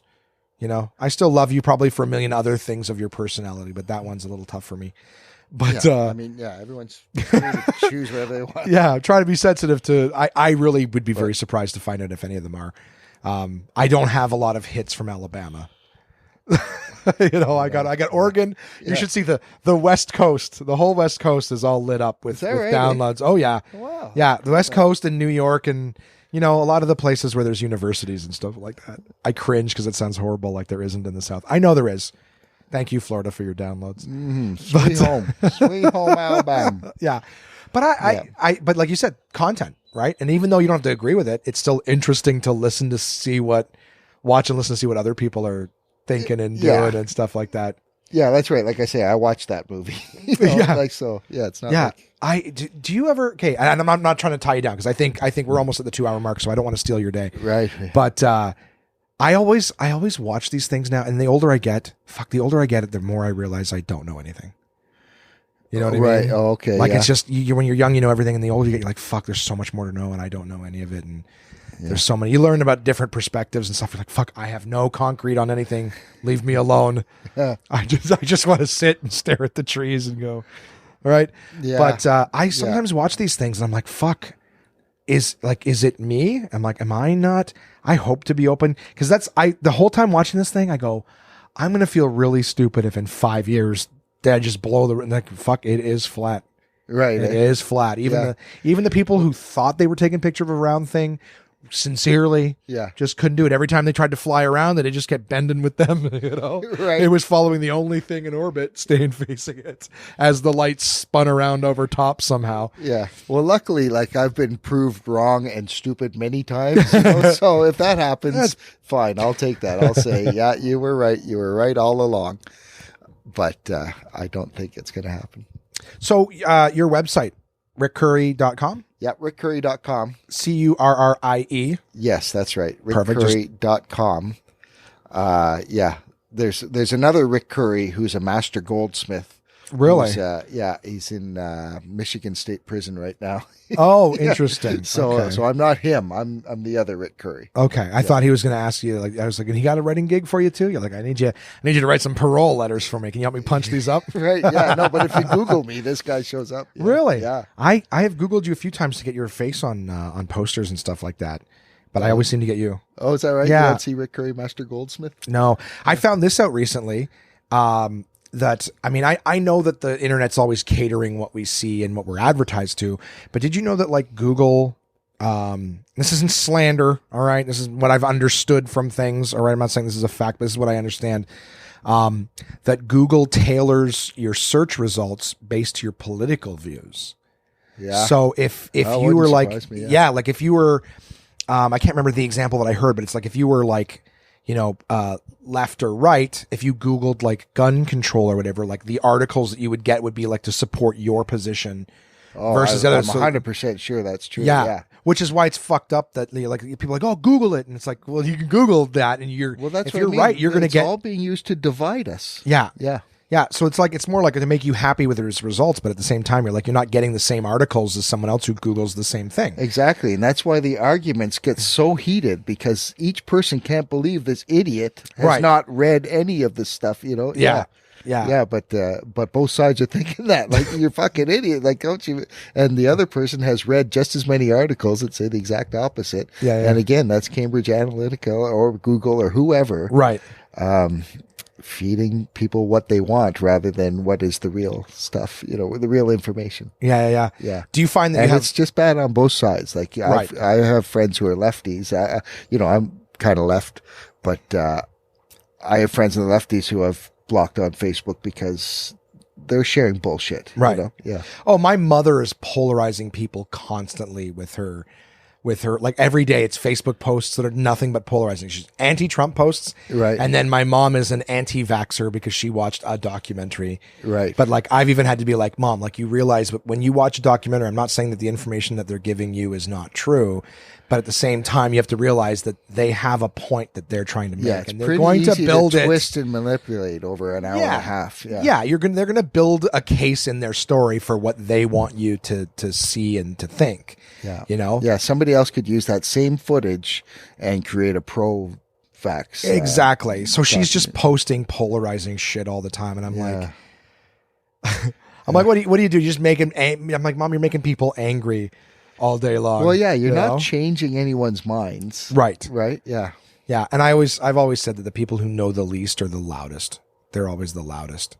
Yeah. You know what I mean? Yeah. Like, I don't know. Blah, blah, blah. Like, I think too, like one of the things I've mentioned recently is that, with the whole Facebook thing is like, whenever someone's like, you know what, if you voted for this guy, then remove yourself from my friends list right now. I'm like, yeah, I think that's one of the worst things you can do, because what you're doing is you're isolating yourself with people that only think like-minded, and there's so many, because it's like, and the arguments are different. Yeah. It's like, we're into the echo chamber. Yeah, we're different politically over here, but then in this topic we're the same. But then one day I find out you're different with me on that. So I just keep trimming your social circle, and now every day when you jump on Facebook, you're only getting people who think exactly like you. How are you ever supposed to grow mentally or emotionally and take on new ideas and be open to new things when you're basically curating the information that you get, right? Curating the opinions that you get. I don't have to agree with someone. Okay, you like Trump.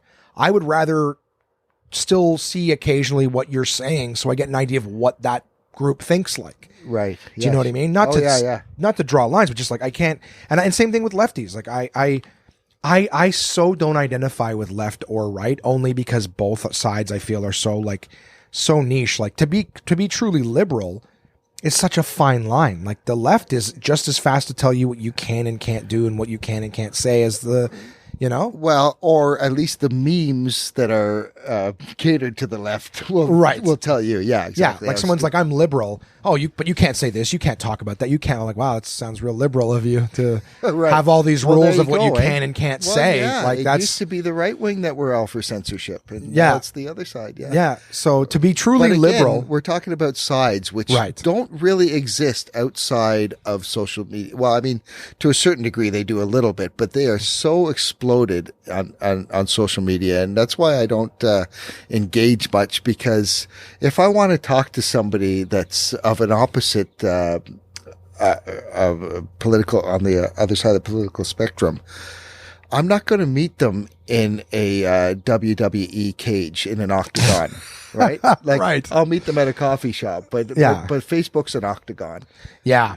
And people have that freedom. Fighting. Yeah. Well, exactly, because you can comment. You have the I can't say this and I can't say that's not fun, right? Like that is a lot of fun for people, right? Like I know people that that gives them a real rush, like to walk around and say, "Oh, I fucking slammed down a Nazi today," you know? Yeah. Like, well, good. But for it's you. like, You know, yeah, like, and that's the thing too, is like you you can't didn't. change what You other didn't. people think. You argued with a bot. Yeah. And you made yourself feel good about That's it. hilarious. Well, You argued with a bot. you did. Yeah. Yeah, you probably did. You probably argued with artificial intelligence. Yeah. And then when you got all excited, then you pulled your little pud and you're all happy. You know? But It's a great way. I win. exactly. I win. How did you win? I blocked him before he could reply. That's Yeah. how I won. Yeah. Oh fuck, that's funny. That's yeah. It's you can't change Well, anyone's opinion on the internet. All you do is Yeah, make you just- yourself I mean, mad. if you enjoy the fight, like there's a lot of people that go to boxing clubs. If you like verbal sparring, yeah, go on Twitter, go on, like, and get at her. The boxers But, have the for me- decency to shake hands afterwards. Exactly. Do you know what I mean? Yeah. Like you're not even getting that on the social media. Like it's. Yeah, there's no winners. No. Yeah, and I find that the more someone tries to be civil and respectful in a disagreement, the more the other person's like, he's weak, jump on his back, like Right. there's no appreciation for good dialogue on social media. Right. Or I've even seen it, and I'm ashamed to say this, but I've seen friends of mine get, raked over the coals on social media, and I've been too much of a coward to jump into the fray and say, "Hey, listen, this guy's okay." It's a maelstrom. You just get sucked in. It's not. Yeah, There's no. you're You only can't gonna pull them be- out. You yeah. just get sucked in. That's all it Exactly. is. Yeah, you're only going to be lumped in with, Yeah. here's another racist Yeah. bastard asshole, Oh, God, yeah. anti-Semitic piece of shit. Like, No, I'm just trying to say that. Yeah, he's He not. made a mistake. He made, Yeah. don't kill him. Yeah, it's just a smoker in his backyard. All right, it's not a fucking oven. Yeah, Like it's. no, this issue is jet black. There's no shade of gray. Yeah. Oh, it's brutal. You see So the anyways, you see the guys. I've seen it like as of late in the entertainment industry with some of the people getting they call it the canceled culture too. When you say something that's too polarizing and then everyone just get rid of you. No, Right. fired, whatever. Yeah. But it's funny too because you'll see celebrities and comics on podcasts saying like, "Oh man, it sucks what happened to so and so," and they're like, "I'd love to make a public statement or whatever, but I can't." right. You know, like it happens to everybody. Well, it's like I just can't Roseanne, touch right? it. Like Mhm. Roseanne Barr. Like I'm not defending what she said. Like no Yeah. doubt she, I don't think she was right in this, you know. But Norm Macdonald said, "Hey, listen, she hired me for my first writing gig, and I don't think she's really a terrible person." I don't know. I'm paraphrasing, Right, of course. but that was more or less what he was saying. Yeah. And then he had to go on The View and like apologize for Yeah. even possibly sticking up for her. And, Yeah. yeah. Come on. That's the thing too, right? Because it's everybody's afraid. When I was talking with Pete Johansson, Pete's like, we're in a time now where people can't make mistakes. And as human beings, we need to be able to make mistakes Yeah. and then learn from them. But it's like now it's like you make one mistake and you're done. And then everyone else is afraid that by being anywhere close to you, that's their one mistake and then they're done. It's like it's people need to be able to make mistakes, and that's how you grow. That's how you learn. That's how we're designed as a social species, is to learn from attempts and interactions and things like that. And it's just nope, now it's like nope, you can't say anything, can't do anything. And it's fear. Right. So everyone ends up walking around afraid all the time.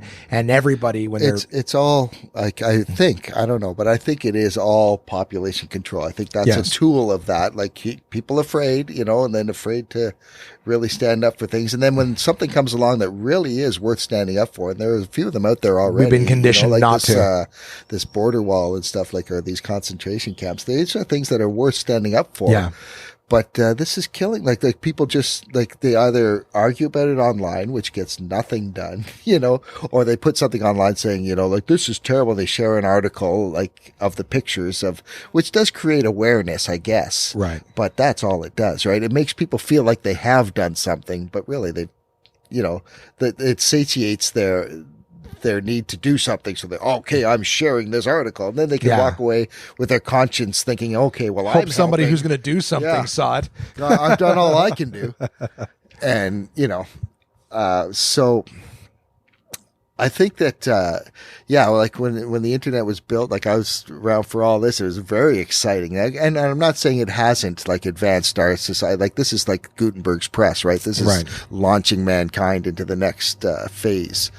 But there's downsides to that, Right. and I think that as much as people are lining up to buy the next iPhone right now, in 10, 15, 20 years, people are going to want to throw their phones away, and it'll be illegal. Yeah. The people There'll be a say, chip no, in you that people are getting illegally removed in a back alley in Beijing or whatever. Exactly. Yeah, it might take my evolve chip to out, that. man. Take but it out. People will want to, will want to disconnect, and I bet you won't be allowed to. And right now we're jumping on to connect. It's I don't know. fast now. It's fast. Like it used to be. Like, 15 years would go by and they're like, introducing the microwave. What? And then everyone could enjoy a microwave for like 15 years. Now it's like every 3 months, there's a new app that's out that's complete. Uber and everything's fucking being transformed. Apple Pay. And it's like this thing in our pocket. Like I always tell, like I ask people occasionally, like, what's the one thing that you have on you all the time that like you feel like if you can only have one thing, like, well, it's got to be your phone. The amount of shit that you can do with this, pay a bill on the spot, cash a check. The fact that you can take a picture of a check and it's in your bank account with your phone in your hand. You can call a cab or order something to your front door the next day. It's revolutionary, but it's so new that there's no laws protecting privacies and whatnot right now. So maybe there'll be laws passed that will protect people and it won't be such an odious thing. But I think soon people want to throw their phones away. Oh, I already want to. Yeah. That's why I'm shit at social media. I don't want to pick it up and take a picture. Like as much as it'd be like, hey, we're hanging out, we're having a good time. I think this is exciting for people or interesting. Hey, me and Rick sitting in the backyard talking to podcast. It doesn't come to mind because I'm enjoying being present and having the conversation. Right. I haven't done that whole, like, has it been 5 minutes since I picked up my phone and took a picture and told the world where I'm at? Why are we geolocating ourselves at all times so they know where we are and can learn our fucking migration patterns? Right. You know what I mean? Yeah, like, exactly. We're carrying a microphone with us all the time. Right. That's what Bill Burr says. He goes, with these fucking Alexas and Google Homes, everyone has just bugged their home for them. You know what I mean? Yeah. You just bugged your fucking. I'm like, well, that already exists. We had cell phones. Like it's already bugged. Yeah, exactly. Yeah. But the whole idea, smart TV or whatever. Yeah. And I remember the first time I hooked up my Xbox Connect. I'm like, wait a minute, this thing's a camera. Yeah. This is in the living room all day long, every day. Yeah. Oh, and there's like, and it's funny too because it shoots like dots. One of the Paranormal Activity movies used the camera from the Xbox Connect as one of the scenes in the movie. Oh yeah. And it's like, and it shows how it maps a room out. So it's like it shoots dots all over the room, and that's what it uses for spatial differentiation. Oh, okay. So they're like, so you can see that the person's standing there all by themselves, and then you see this full on figure that's not there. The dots moving like a full figure just walk through the room, and it's a ghost or whatever. But it showed how the Kinect actually maps the room out, and that was one of the things they used for several scenes of watching that room at night. Exactly, yeah. And it was like, holy fuck, is it doing that? At least that's only connected to the Microsoft system, right? Yeah. How could that ever go wrong? Right? Yeah. And one of the things I heard this, and I'm sorry, Rick, we can totally pull it at any point. But one of the things I heard. I go play bingo with my dad soon. Do you? That's serious. Is that fun? No. Oh, because I thought about doing that. I'm like, you know what? Just again, unplug. This is fucking easy. I can do a letter and a number and maybe win some money. Nice that seems way. Yeah. okay. Yeah. But I heard this one time. I don't remember. I can't remember if it sounds like a conspiracy theory. I don't believe it was. Though. I don't really. That's too far down the rabbit hole for me. That everything's a conspiracy. Yeah. But I heard that the Roombas. Because they connect, for some reason, they'll connect Wi-Fi or whatever. Did you hear about this? That they'll map your home. They'll map your fucking home. Right. And they'll send the information. Now, they're only sending it for marketing purposes. They don't tell you that they're quote unquote doing it, but it's basically to get an idea of the space in people's rooms so that companies like IKEA and furniture companies will know how big they should build tables and chairs and stuff. Like, so the average home has this much space in a dining room and a living room and whatever it is. Right. So should we be building tables that are way too big for the average room and blah, blah, blah, blah, blah. Which ones should be on the display, the showroom, because that's the average size. So that's the one that most people will see with a setup like their own. Right. And I was like, holy fuck. Totally makes sense from a business standpoint. Like how this is such a leap ahead, right? Like all these little implications you can use. Yeah. It's a trade-off. It's like, here's an incentive. Hey, here's something that's it's good for you. And it's like, yeah, but what information are we giving it? Because knowledge is power, right? Yeah. So the more knowledge. How are we going to keep bad influencers from tearing us apart? Exactly. That's so the only... I think if we've said anything today, forget comedy and writing and success and all those things, this is nice. As we started out with all that, right? Yeah. And we ended up, ranting about the internet. So this is two old white men signing off. Absolutely.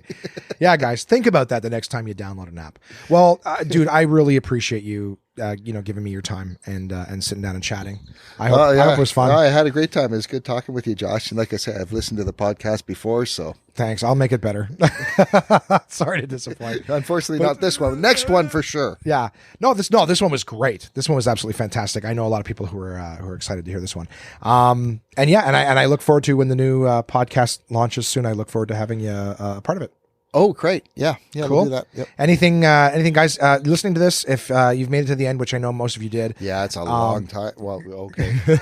Sorry, you said the opposite of what I thought you were going to say. No, it was great. If you guys, they listen in segments, but you guys will be getting this Friday morning. Rick Currie is hosting this week at Absolute Comedy in Ottawa. So go to absolutecomedy.ca. You can get tickets and actually see Rick's act, hear the great jokes that I love, hear some new ones that you're working on as well. Yeah. Anything else that you've got that you'd like to plug? I had this whole bit about the Rolling Stones. Oh, yeah? And I think it's funny, but I'm starting to realize people don't care about the Rolling Stones. Oh, really? Well, I don't know. I think they're biological marvels. Yeah, I'm going to try again tonight. Yeah. Okay. And you got anything coming up, people to check out? Any direction you want to point them? Are you working on? I'm in Toronto, July 10th to 14th. Okay. And Kingston, July up until the 27th, whatever that is. I think the 24th to the 27th or something like that. And so those are all absolute dates? Yeah, all Absolute Comedy. Okay, yeah. so just go to the website, check out the different clubs, guys, see when Rick's coming. He's going to be in the near future at all three locations. So Ottawa right now, you got a couple days left to check him out, Friday, Saturday, and Sunday. And then, of course, check him out in Toronto and Kingston as well. And are you still working on that podcast that you were thinking of doing? No. No, fair. Just thought I'd ask. We give it up. We give it a plug. Hard work. Yeah. Well, you guys email in contact@onemanpodcast.com and tell me if you want to hear Rick do a podcast. Because I know a lot of you guys listening, you have a tremendous amount of respect for Rick Currie, like myself. So maybe just having some outcry from the public. Yeah, well, I'm not saying I'm never going to do a podcast, Right, but the concept I had was like way too conceptual. Like it was so much post production and stuff, So, I avoid that at all costs. Yeah, so maybe we'll try. This has been great. Like you're just sitting and talking for a while. Yeah. So I don't know. And it's fun with Never two say people. never. Yeah. I can tell by your body language. You can tell by mine if something's not going. So it helps to talk to another human being to know if the subject matter is being well received. Right. Yeah. So good. Thanks for doing this, buddy. I look forward to the episode coming out. Yeah, me too. Thanks all the onesies for listening, and if you can't see me at Absolute, see Rick Mercer's JFL cross country tour October 19th to November 19th, coming to a city near you.